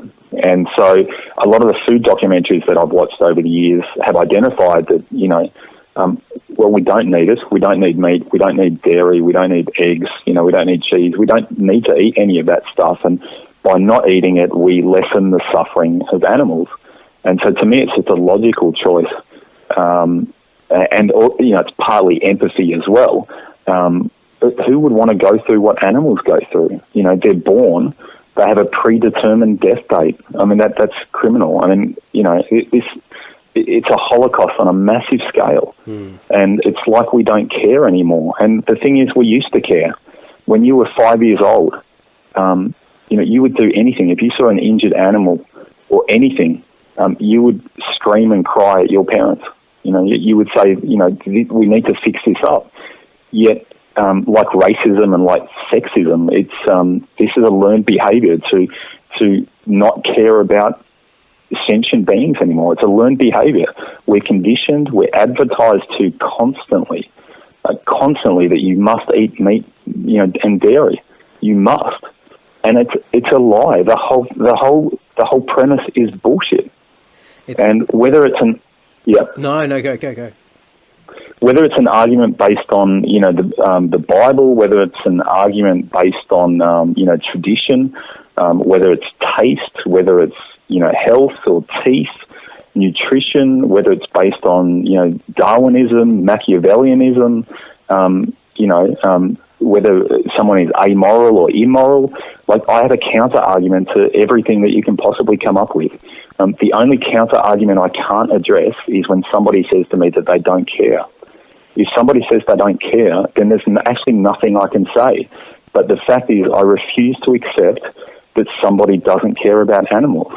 Because, it's out there on the internet that if you put a 2-year-old in front of an apple and in front of a rabbit, they are not going to eat the rabbit and play with the apple. Yeah, they're just not going to do it.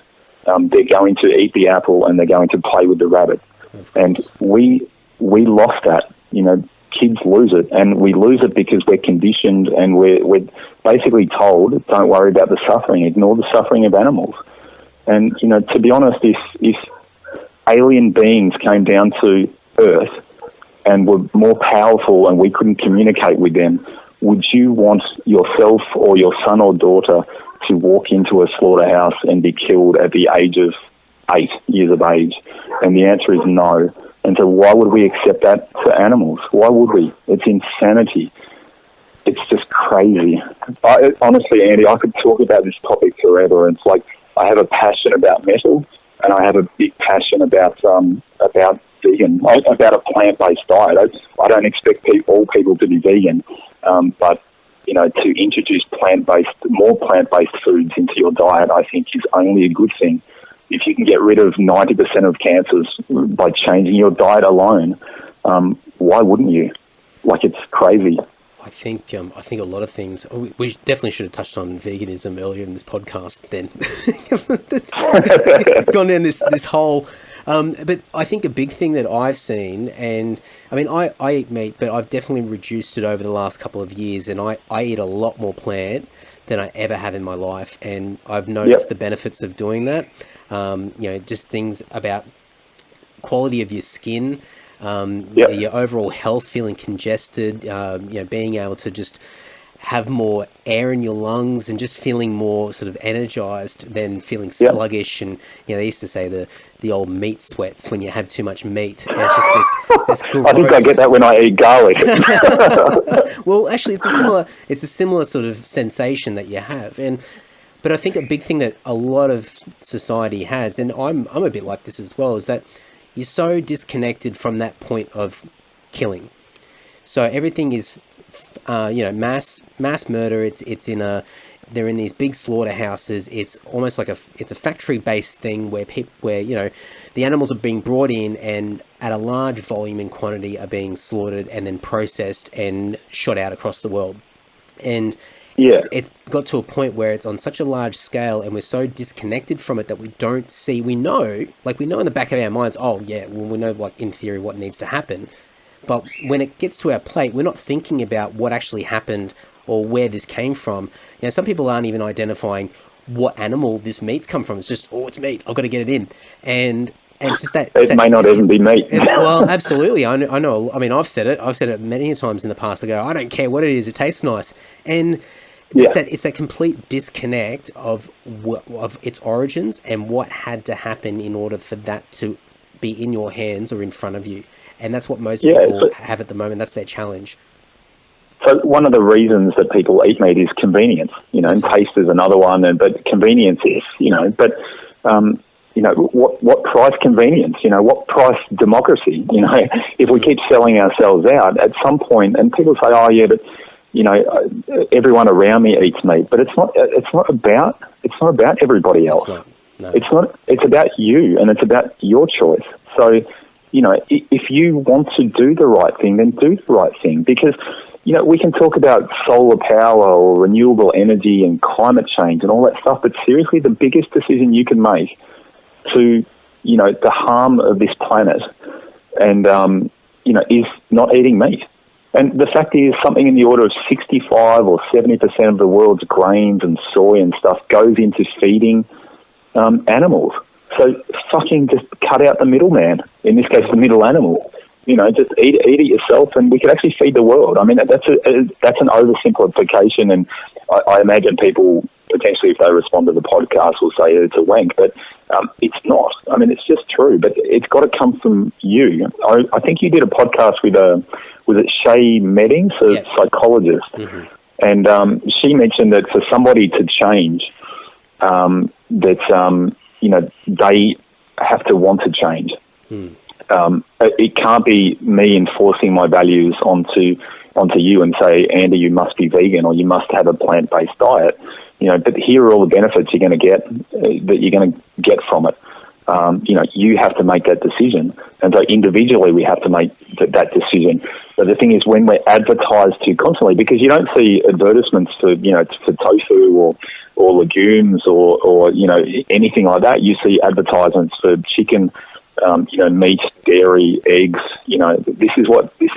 So to me, when people say it's a choice to eat meat, I'm sure it is a choice. I'm sure most meat eaters think it's a choice. But the fact is, you've been conditioned your whole life to eat meat. And I walk down the street and I see the advertisements or on TV. It is everywhere. And when those blinders are on so tight, how do you get the blinders off? And if you actually step back out of that world, and this is something that I love about Metalheads, just to bring metal back into it, is I've always looked at Metalheads as being quite progressive, because we talk about being ostracized from the mainstream community. Vegans are also ostracized from the mainstream community. And here I am, I'm both. I'm fucked. It's really difficult, and I love the challenge. Yeah, but to be a 45-year-old man with long hair, and to be both a vegan and a metalhead, and a radio host with a behavioural science and sociology background, it's a hell of a mix. Yeah. And so, but the good thing is, I know I have the ability to challenge people in a way. We had an incident down here in Melbourne recently. I don't know if you heard about it. About 30 or 35 vegans went into a steakhouse here in Melbourne, and they presented videos, and they had megaphones, and they were going off. And the meat eaters went crazy. And in fact, there were a lot of discussions on the vegan forums as well about, is this the right thing to do? But to be honest, it went viral, and I walked into work on the Monday morning, and the first question was, "Were you part of that group?" Because there's only 3 vegans in Melbourne, of course, and yes, and I know everything that goes on, but of course I don't. But it's that sort of thing where if it makes people question, and yes. There's passive activism, like clicking a like on a Facebook post, or there's when we talk about oppression of women or slavery, the changes didn't happen by being passive. There has to be some actives in there as well. And when you look at a group like Sea Shepherd or whatever, helping out the whales in the Southern Ocean, even though they're now restricted because the Japanese use the naval, their naval to actually detect the ships. But these are people being active in their activism, which I think is brilliant. And I wish there were more people who would actually take up socially responsible activities to change the world. And stopping eating meat is a brilliant start. And to be honest, I don't expect anyone to go from omnivore to vegan.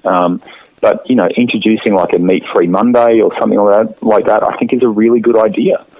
I don't see a problem with it. When I go overseas, you hit the Asian countries, this is what they're doing over there. They're eating mostly plant-based anyway.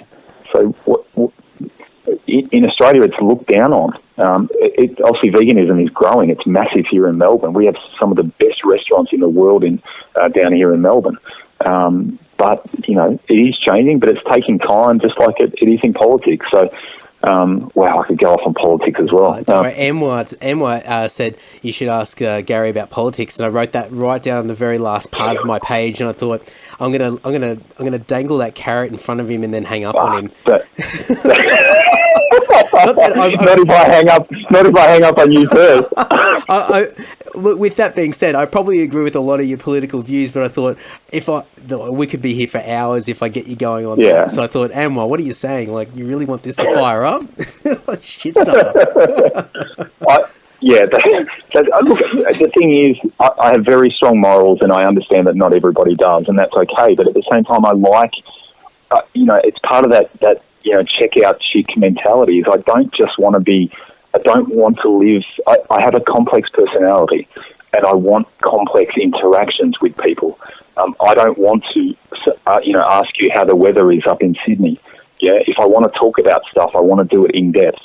And so to do that in depth, you have to be able to justify, your decisions. And I'm not doing it to make you, I haven't asked you why you eat meat. You obviously brought to my attention that, you're trying to introduce more plant-based. And that's really good. But it's about, why do you continue then to eat meat? And I'm not being critical of that. You've obviously identified it as something, we probably, should look at, introducing more plants into the diet. But, it's about getting people to question why they do something. And, to me, tradition explains why something begins, but it doesn't explain why it continues. And so I'm big on challenging the status quo or challenging traditions. Well, I've got people that I know that I'm very close to, and if I'm spending time with these people and it's around food, meat is a staple part of that. It's part of that background. It's part of that tradition. And if you're not eating it, you're looked at in a way like what's wrong with you, because it's so ingrained it's programmed, and it's that tradition that we speak about, and we are doing things without thinking. And it's this autopilot way of living that things are the way that they are, and I know what I know, and that's it. And there's no argument. I hate change, and I hate moving forward, and I'm comfortable in what I know, and that's it. And sorry, continue. But that's obviously, that's what holds back so many people from progressing and getting better.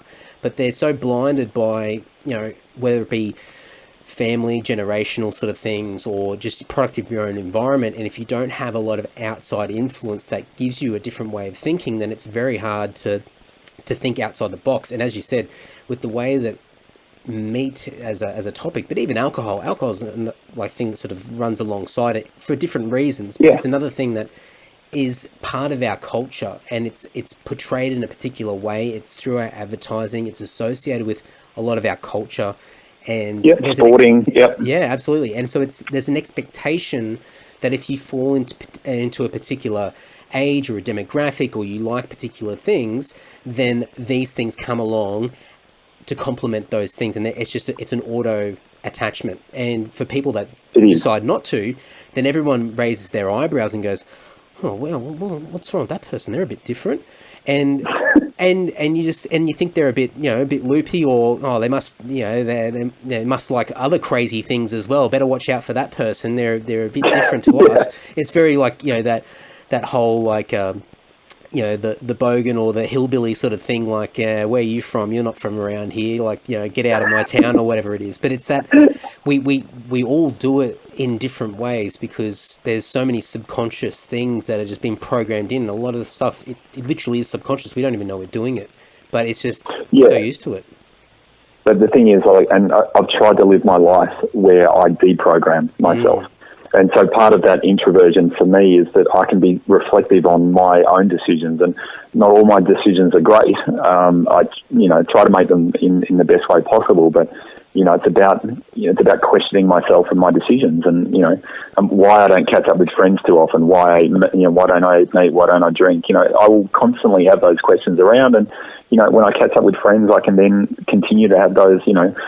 Why do half of my friends vote for the LNP? It's insanity. What is wrong with you people? But I get that.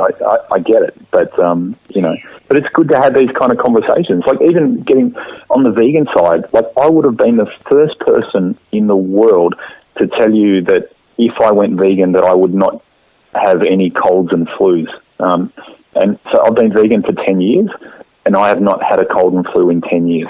Yeah, I've just been suffering for the last week. And to be honest, I would have been, I'm a skeptic. I'm critical of everything. And if someone would have said, And again, it doesn't have to all vegans because we all have, different tolerance levels with being sick. But I haven't, like cold and flu, I work with in a company that has about 300 people in the office. The cold and flu comes every, spring and autumn, and it just goes through the whole office. And I feel the symptoms internal, but they never manifest themselves. And so I haven't had a cold and flu in 10 years. I would be the first person to say bullshit. I call bullshit on that. And, there's the proof. And again, I'm not saying it's for everybody, but I was as shocked as anybody that this is how it's panned out. Well, I mean, obviously, there are benefits no matter, your decision and based off whatever your makeup is and genetically and all sorts of different variables there will be different experiences of what those positive outcomes will be. And for your story and what your makeup is, that's one of the outcomes of the decision that you've made. Yeah, and the thing is, I'm still a lazy shit and game for 10 hours a day or 20 hours over a weekend, so nothing's changed. I don't get out and exercise more, more or less than what I used to. It's just, the changing. But again, I feel less guilty as well about, actually looking after animals, and I would actually like to get involved a lot more in hands-on protesting, like going to abattoirs and things like that. There's a great quote, I think it's from Linda McCartney, and that was, if slaughterhouses were made out of glass, there would be a lot less meat eaters around. And I think, it's a very good observation. Oh, it's that disconnect, it's that not understanding what the realities of it. Yeah, we're cotton wool when it comes to meat. And it's like a lot of people have criticisms of soy and whatever, but to be honest, you as an omnivore would actually eat more soy than what I would, because pretty much every product you buy on the shelf has soy in it. There's a lot of criticism of soy, but most of that is genetically modified soy, which I think 85% of the US soy, which goes into feeding animals, is all genetically modified soy. So, in other words, and I think the reason they're genetically modified is to counter the herbivores the pesticides that are used with in terms of food production. So it's actually quite incredible the amount of genetically modified soy that everybody is eating. It's phenomenal. It's an incredible industry. I'm reluctant to ask you the next question, but I'm actually quite intrigued now because I didn't realize you're gonna. I mean, obviously, I know to make a decision to be vegan would be such a massive decision, and it might have come naturally to you in a series of events that led you up there, but it's still a big decision to make, and it's a lifestyle choice. I'm so reluctant to ask you this because I don't know where it's going to go. But what's your view on the genetically modified meat that they're looking to produce now? So, to try and, I guess, combat this high volume of animal, killing, people are trying to make artificial meat. So still the same taste and the same substance and whatever it might be. And obviously, I mean, there's still that element that you've argued that, those health benefits that you can get elsewhere. But if that was something that was a reality that could actually be, wasn't going to harm people, what would be your views on something like that? So eventually, I think where we'll get to is that our meat will be grown in a laboratory. Yeah, so I think that's where we will eventually head. I don't know when that will happen. They're obviously doing trials now. I think it's illegal to eat that stuff in America, I think, at the moment. I think it might be okay in Europe, but I think they're doing trials and tests and that sort of thing. So if it takes the death of one animal to create, meat, laboratory-grown meat for everybody, then I wouldn't personally eat it, but I understand if people do. But the fact is, vegan food or plant-based food has come a long way. We're now selling in Australia. In fact, there's a couple of products. The Tofurkey brand, which is hilarious. People love, plant-based food names. So Tofurkey have just started selling in Woolworths now here, and that's a US-based company. And the other one, there's a company called Beyond Meat. And Beyond Meat is a new one. You can get it in a couple of very small convenience places here in Melbourne. But this is plant-based, which looks and tastes like meat. And it's down to the point where it even includes plant-based blood that comes out of your burger. And I believe this blood may be made out of beetroot. but it has the texture and the consistency of blood. And so a lot of vegans are horrified by this. But to be honest, this food is not developed for vegans necessarily. It's developed to get more of us moving towards more plant-based diets. So again, a lot of this stuff is still highly processed, just like meat is generally highly processed. So I wouldn't necessarily recommend it, but as an alternative to, to not killing an animal, I think it's a really good thing. It's not a bad thing. A lot of people say, how can you have vegan sausages? And it's like, well, a sausage is not a food group. It's a food shape. A sausage is just a shape. That's all it is. It doesn't matter what's in it. It could be chicken. It could be beef. It could be lamb. It could be, it could be soy textured protein. It's just a shape. That's all it is. And so for people to claim ownership on a particular term in regards to food is ridiculous. It shouldn't be that way. It's just a food shape. That's all it is. So when people say, you shouldn't, you shouldn't, why not just have the real thing? Well, I don't want to kill animals for starters. And plus, if you look at diet drinks or, Coke Zero or whatever, that has an artificial sweetener in it. So the same thing I'm being criticised for eating a vegan sausage is, I would come back and counter argument and say, well, you're drinking Coke Zero, you're eating or drinking an artificial sweetener. Why not just have the real thing?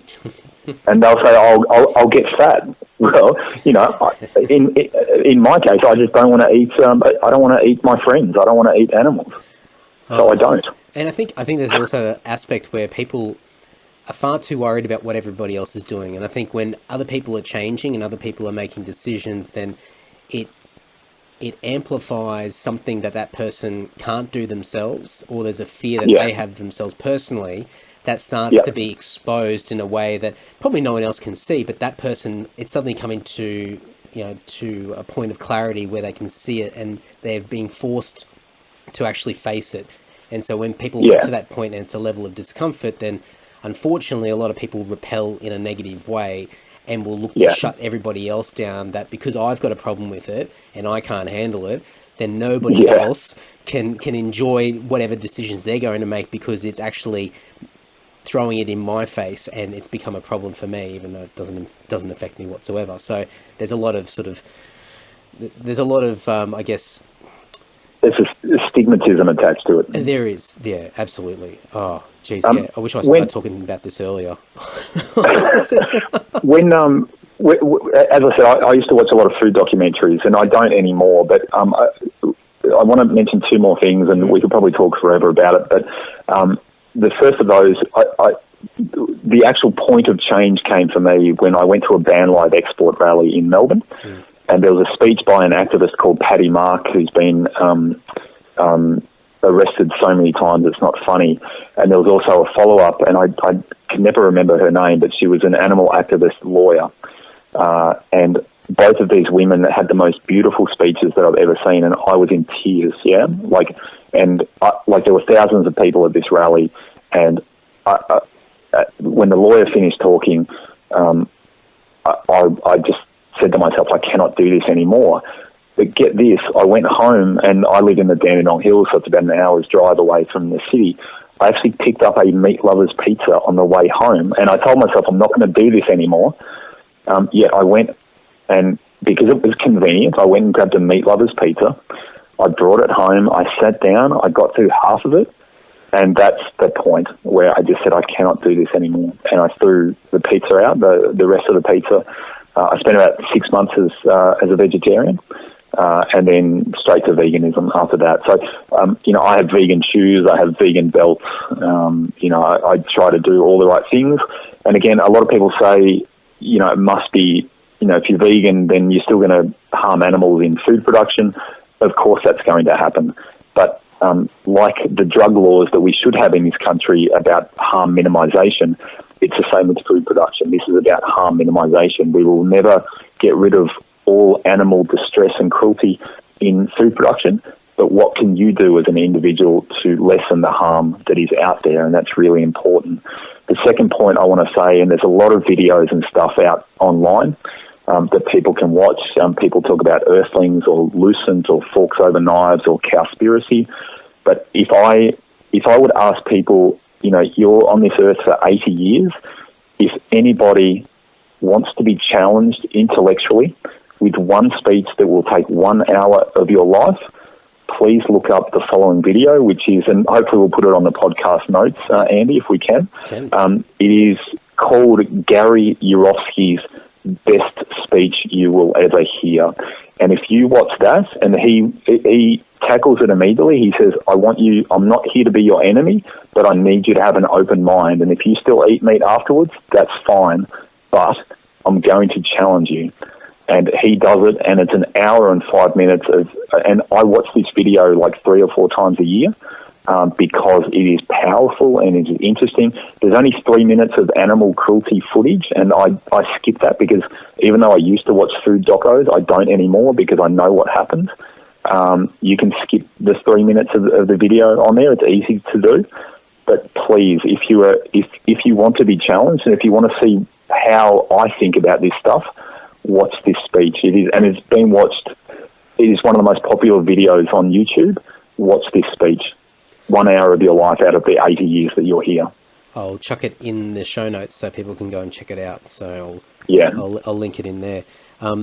Please do. Before we wrap it up, I've got one last question. So all this reflection, all of this, you feed off yourself as far as re-energizing. You're not looking from it externally. Obviously, you'll have experiences externally that help you along the way. But ultimately, as you said, you're an independent person and you spend a lot of time reflecting.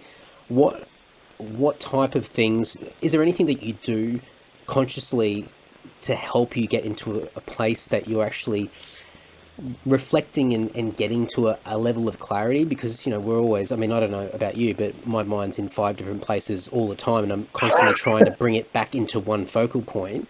And I try to do that as gently as possible, like the old meditation things that they recommend. But is there anything that you consciously do as far as, part of your routine during the week on your Fridays when you have that decompression time to get away from everything else? I think, wow, it's actually a tough question because I think I've been doing it so naturally all my life that it's hard for me to then pull my head out of my arse and actually come up with, any sort of concrete ideas that could kind of help people. Is there anything that I do? I don't know, Andy. I communicate and I talk to myself a lot. You mentioned that your brain is in 5 places at once, so is mine. Mine's probably in 8 or 9 or 10, probably yours is too, but I go off on tangents and it's hard for me to focus. I'm not I can be rational, but it takes energy. So to get my mind to focus, I'm happy to spend time not meditating. I don't meditate, I don't do yoga or anything like that. I need, how do I put this? At night time, I don't get a lot of sleep. I'm a very light sleeper. My brain is active, and that's when I do most of my processing. So I think I'm a little abnormal in that sense. There's nothing really I can recommend. It's whatever you think that you would feel comfortable in. Whether it's time alone out in the bush or whatever. So the problem with answering that is that, for an extrovert, they would do it differently than what I would. So any answer I give, it only works for me as an introvert. So I make sure that I sit on the couch, lay down and think about things on a Friday, as well as killing things on the computer or watching stupidly violent movies, which are, I love violence, because it's primal. It's like my love of music and seeing bands. It's me and the band. I love stupidly, insanely violent R-rated films, and I'm a boy action film like crazy. None of this M-rated crap. It's all R and it's all extreme and gory and whatever. But it's all fictional, so I'm okay with that. So I use that as a kind of that's how I decompress. Is I let myself be open to extreme levels of violence, which I don't think will help anybody whatsoever. But seriously, whether it's a book, just we'll take out the rest of the podcast, and I'm going to make a soundbite of just that. and then send it to Border Force, and we'll be all fine. It'll be perfect. The thing is, like,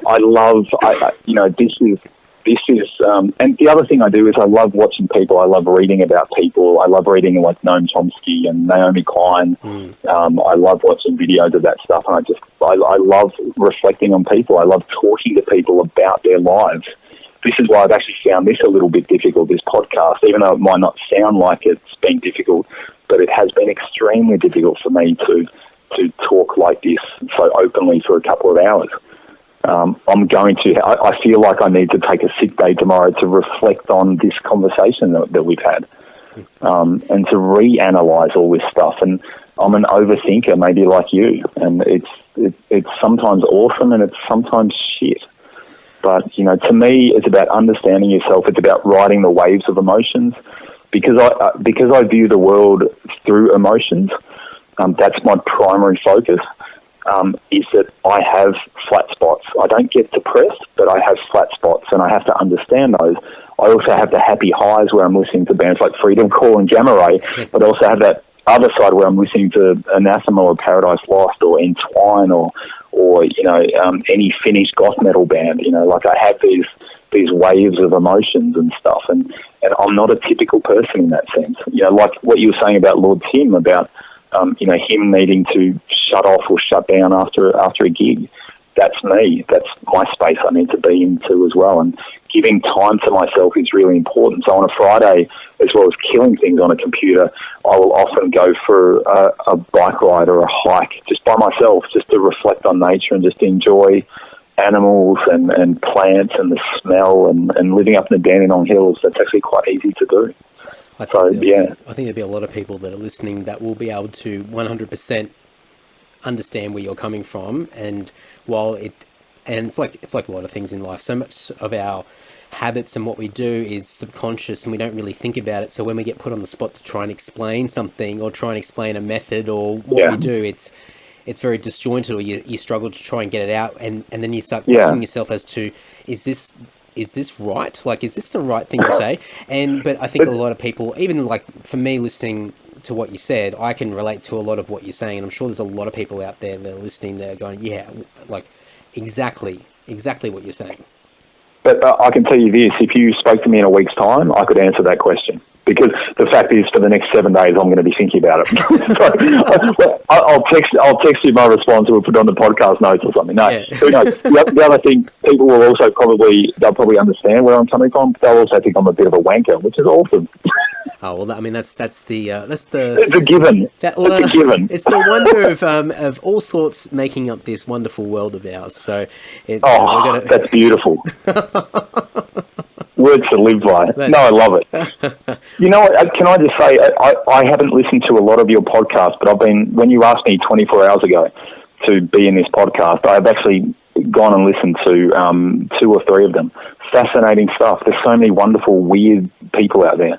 And hearing their backgrounds and their stories, it's like watching, Andrew Denton, or you should go on TV with this stuff, because it is absolutely glorious to be able to talk about this and to hear people's experiences and stories. It's wonderful. I think I might have to have a bit more of a chat to you at some stage down the track, because a lot of all these things that we've been speaking about is a lot of the foundation behind why I'm doing this podcast and why I've done it. I mean, for me to be able to for me to have a conversation with anybody several years ago would have been near impossible unless I was mildly intoxicated, just to get socially lubed up, and to sort of lose a bit of the inhibitions and that self-loathing where you go, every second word that's going to come out of your mouth is going to be, oh, you idiot, like, what did you say that for? Or you don't know what you're talking about, you're an idiot. And so there's this dialogue, monologue that's going inside. And for me, like, not only have I got to a point where, and I'm not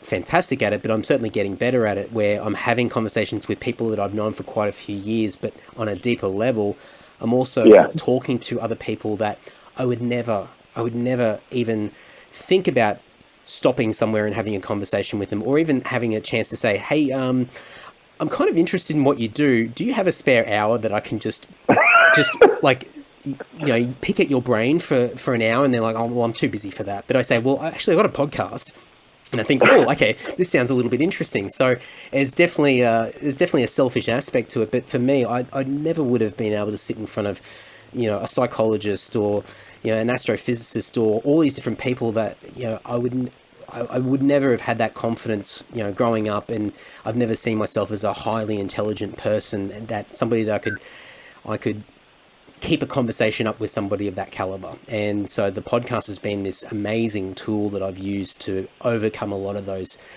that self-talk that you the self-doubt. Yeah, absolutely. So it's but the thing is, what you've done is you've identified an issue in yourself that you've wanted to challenge yourself, and you've taken that step, and not everybody can do that. And that is, I want everybody to do it, and I'm sure you do too, but it's like, this is part of that reflection, and not everybody has the ability to self-reflect, but to look, to internalize and to look what's going on, to say why, question, if I'm like this, if I'm socially awkward, what can I do to change that? And again, you're never going to be, potentially the best person at it, but at the very least, if you start from a particular base with practice, and you've done over 100 podcasts now, I'm sure you could chat with anybody and be a lot better at it, and to have those deep and meaningful conversations, which typically men don't have a great deal of. Yeah, and that's a big thing for me. Even getting feedback from others that listen in, they're getting to hear from people that they would never speak to, and suddenly they're getting a form of reassurance from others, going, oh my God, like that, the way that person's explaining their background or their experiences or whatever it is, that's exactly how I feel, or that's exactly what I've been through. And for them, it's probably a softer way of them coming to that moment where they get the reassurance instead of having the face-to-face conversation with somebody. But the wonders of podcasting is that you can listen and it feels like you're sitting in the room and you're part of that conversation, even though you're not actively participating in it. So for me, I get a lot of young guys that listen to the podcast that, I could definitely relate to when I was probably in my early 20s, and all the adjustments that I had to make, trying to work out where I fit in the world and all that kind of stuff. And then, and hearing these people say the same thing to me, and then going, wow, that's really interesting. I'm so happy that I got to listen to that person speak, and hearing that sort of story, and that's given me something to work with. And that's like, it's this additional bonus. And now I don't feel as selfish starting this podcast from my own ego. Yeah. But I would love to see more women on your podcast. That's one thing that I identified when I looked over the list of the 100 plus. I thought there's only a handful of women on here. Absolutely. And funnily enough, at PBS on Thursday, the 8th of March, it's International Women's Day, and our show is on the 8th of March. And basically, all the men got kicked off air.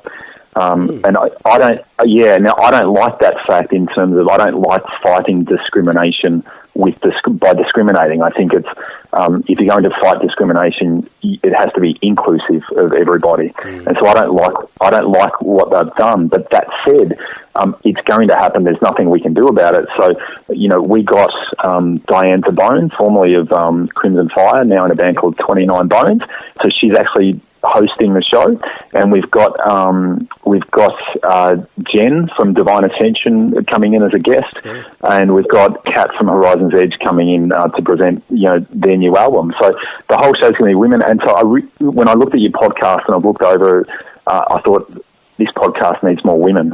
We need more voices. We need wider voices. So if that's a little bit of feedback, and if you edit that out of this podcast, that's all cool too. I would love to see more women, and especially women in metal. Because there's enough men in metal. Where are the female metalheads?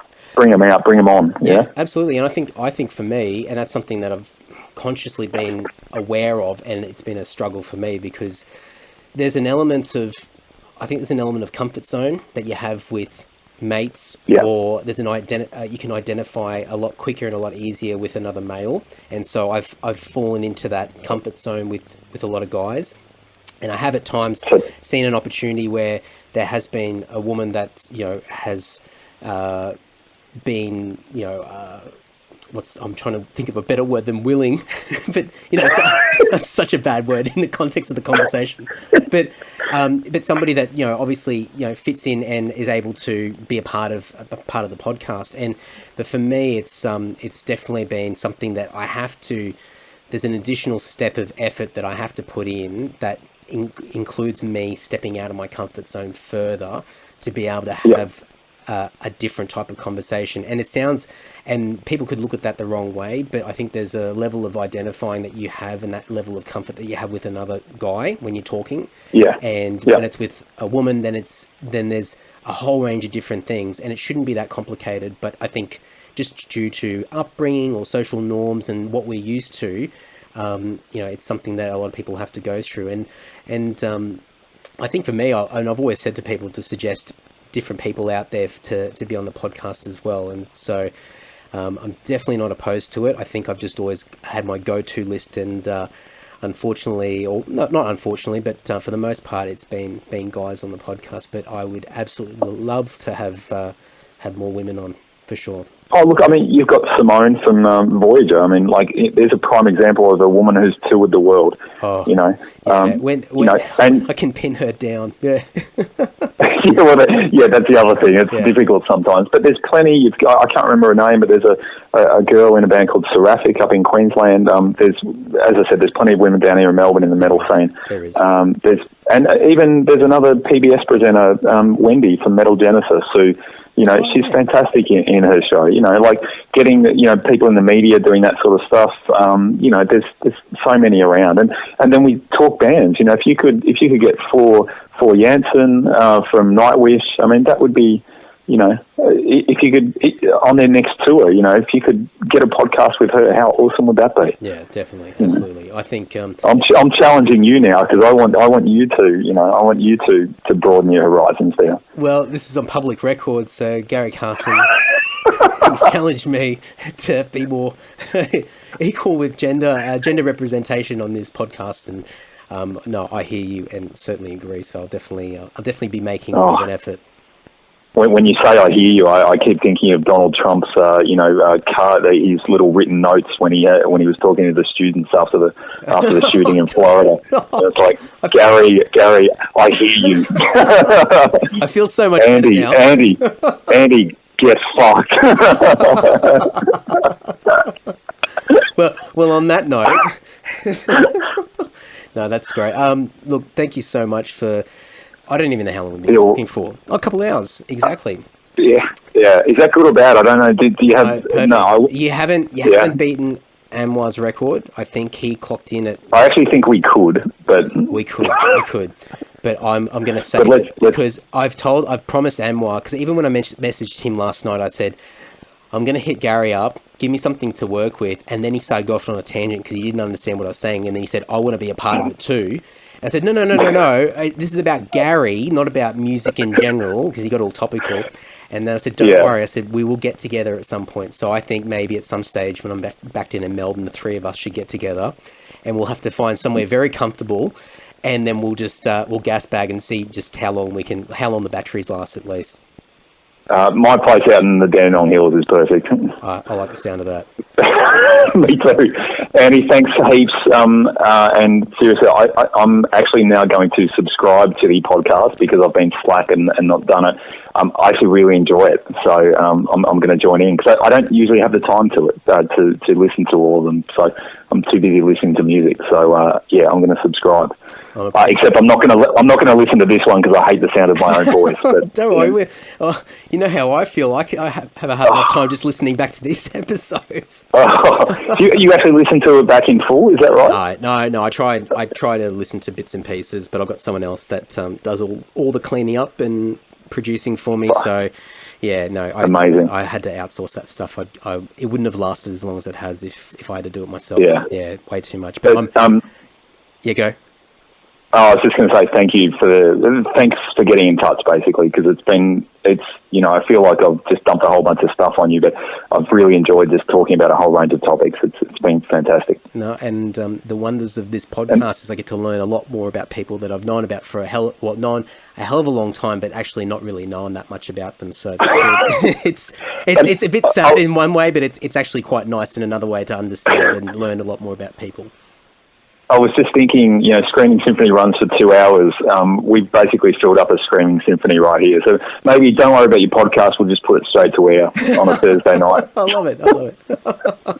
Well, I don't know if our listeners will. They'll be like, no, Gary, get fucked. We don't want to hear you again. Well, I'm absolutely... Andy, thanks for that. Yeah, likewise. And I'm flattered that you've subscribed and you can wedge me in between Freedom Call and Gamma Ray. I'm absolutely chuffed. Swords and sorcery. Yeah, I just love power metal. Yeah, it's any cheese. I just absolutely adore it. Well, I might ask. Freedom Call, Stairway to Fairyland. I mean, who else would name an album Stairway to Fairyland? I just love it. Can I give you one challenge after we wrap this up? Can you at some stage over the next couple of days give me your top 5 power metal songs, and I'm gonna YouTube embed them in the show notes so people can check them out. And you can go in whatever direction, current top 5, all time, the cheesiest, whatever you want to do. Oh man, the leash is off, and go for it. My head's already there. I can almost tell you, but I'll save it because I want to check if they're actually film clips or whether they're only songs. So okay. I'll try and pick songs because film clips you're restricting yourself. So I'll try and pick the songs, but. Yeah. I've already got one in my head that I'm just, that's almost the top. So I will absolutely do that for the podcast notes. Oh, sounds good. All right, mate. Okay, we'll speak soon. Done. We'll have you on air ASAP when you're next down in Melbourne, yeah? Yeah, sounds good. All right, take care. Thanks, Andy. Cheers. See you, Gary. Bye-bye. Bye. Thanks, everyone. I hope you enjoyed that chat with Gary. I'm intrigued to see what his top 5 power metal songs are going to be. I'm predicting extreme cheese, so brace yourselves. But by the time you listen to this, they'll be in the show notes over at andysocial.net, so make sure you go over there and give it a go. I dare you. There's also the video that Gary recommended checking out as well, so I'll embed that in the show notes over there as well, so make sure you go and check it out, and I certainly will be doing that myself as well. Before we wrap it up, also, if you want to check out Screaming Symphony, you can do so by going to screamingsymphony.com, or you can search for Screaming Symphony on Facebook as well. That bird, far out. You can go to facebook.com/pg/Screaming Symphony. If you are in Melbourne, you can listen to Screaming Symphony every Thursday night at 10 p.m. on 106.7 PBS FM, or you can listen to it anywhere in the world. You just got to work out Melbourne time on a Thursday at 10 p.m, the equivalent in your neck of the woods. But you can go to pbsfm.org.au, or no doubt you can go to screamingsymphony.com, and that will direct you there. Oh, this bird is driving me nuts. I don't know if you can hear that. Actually, hang on. Let's see if we can... Oh, shut up now. Damn it. Okay, moving forward, if you want to support this podcast, you want to shout me a beer, you can do so by going to andysocial.net. The method behind my madness is that if you shout me a beer, so if you send me 10 cents, 50 cents, $1, $5, $500 trillion, whatever you want to do, that will be less of my own money that I have to spend on beer, which means that more of my personal money can be funded and funneled into this podcast. So it's a very indirect way of supporting this podcast. Don't feel that you're supporting my alcoholism. It's just supporting my podcast in a very indirect way. I might have to change this spiel at some stage in the future. Also, if you want to support it any other way, you can leave reviews on Facebook, iTunes, or anywhere else on the internet. If you do leave a review somewhere, I'd love for you to tell me, let me know, because sometimes I miss them, and I'd love to be able to repay the favor at some stage down the track in the future as well. Retweeting, liking, commenting, tagging, recommending, all that great stuff goes a long way. But most importantly, you're listening to me crap on right now, and I really appreciate the support that you guys give me. So enough of me. I'm sure there was something else I was meant to say, but this bird is going off. So I need to go and attend to this bird.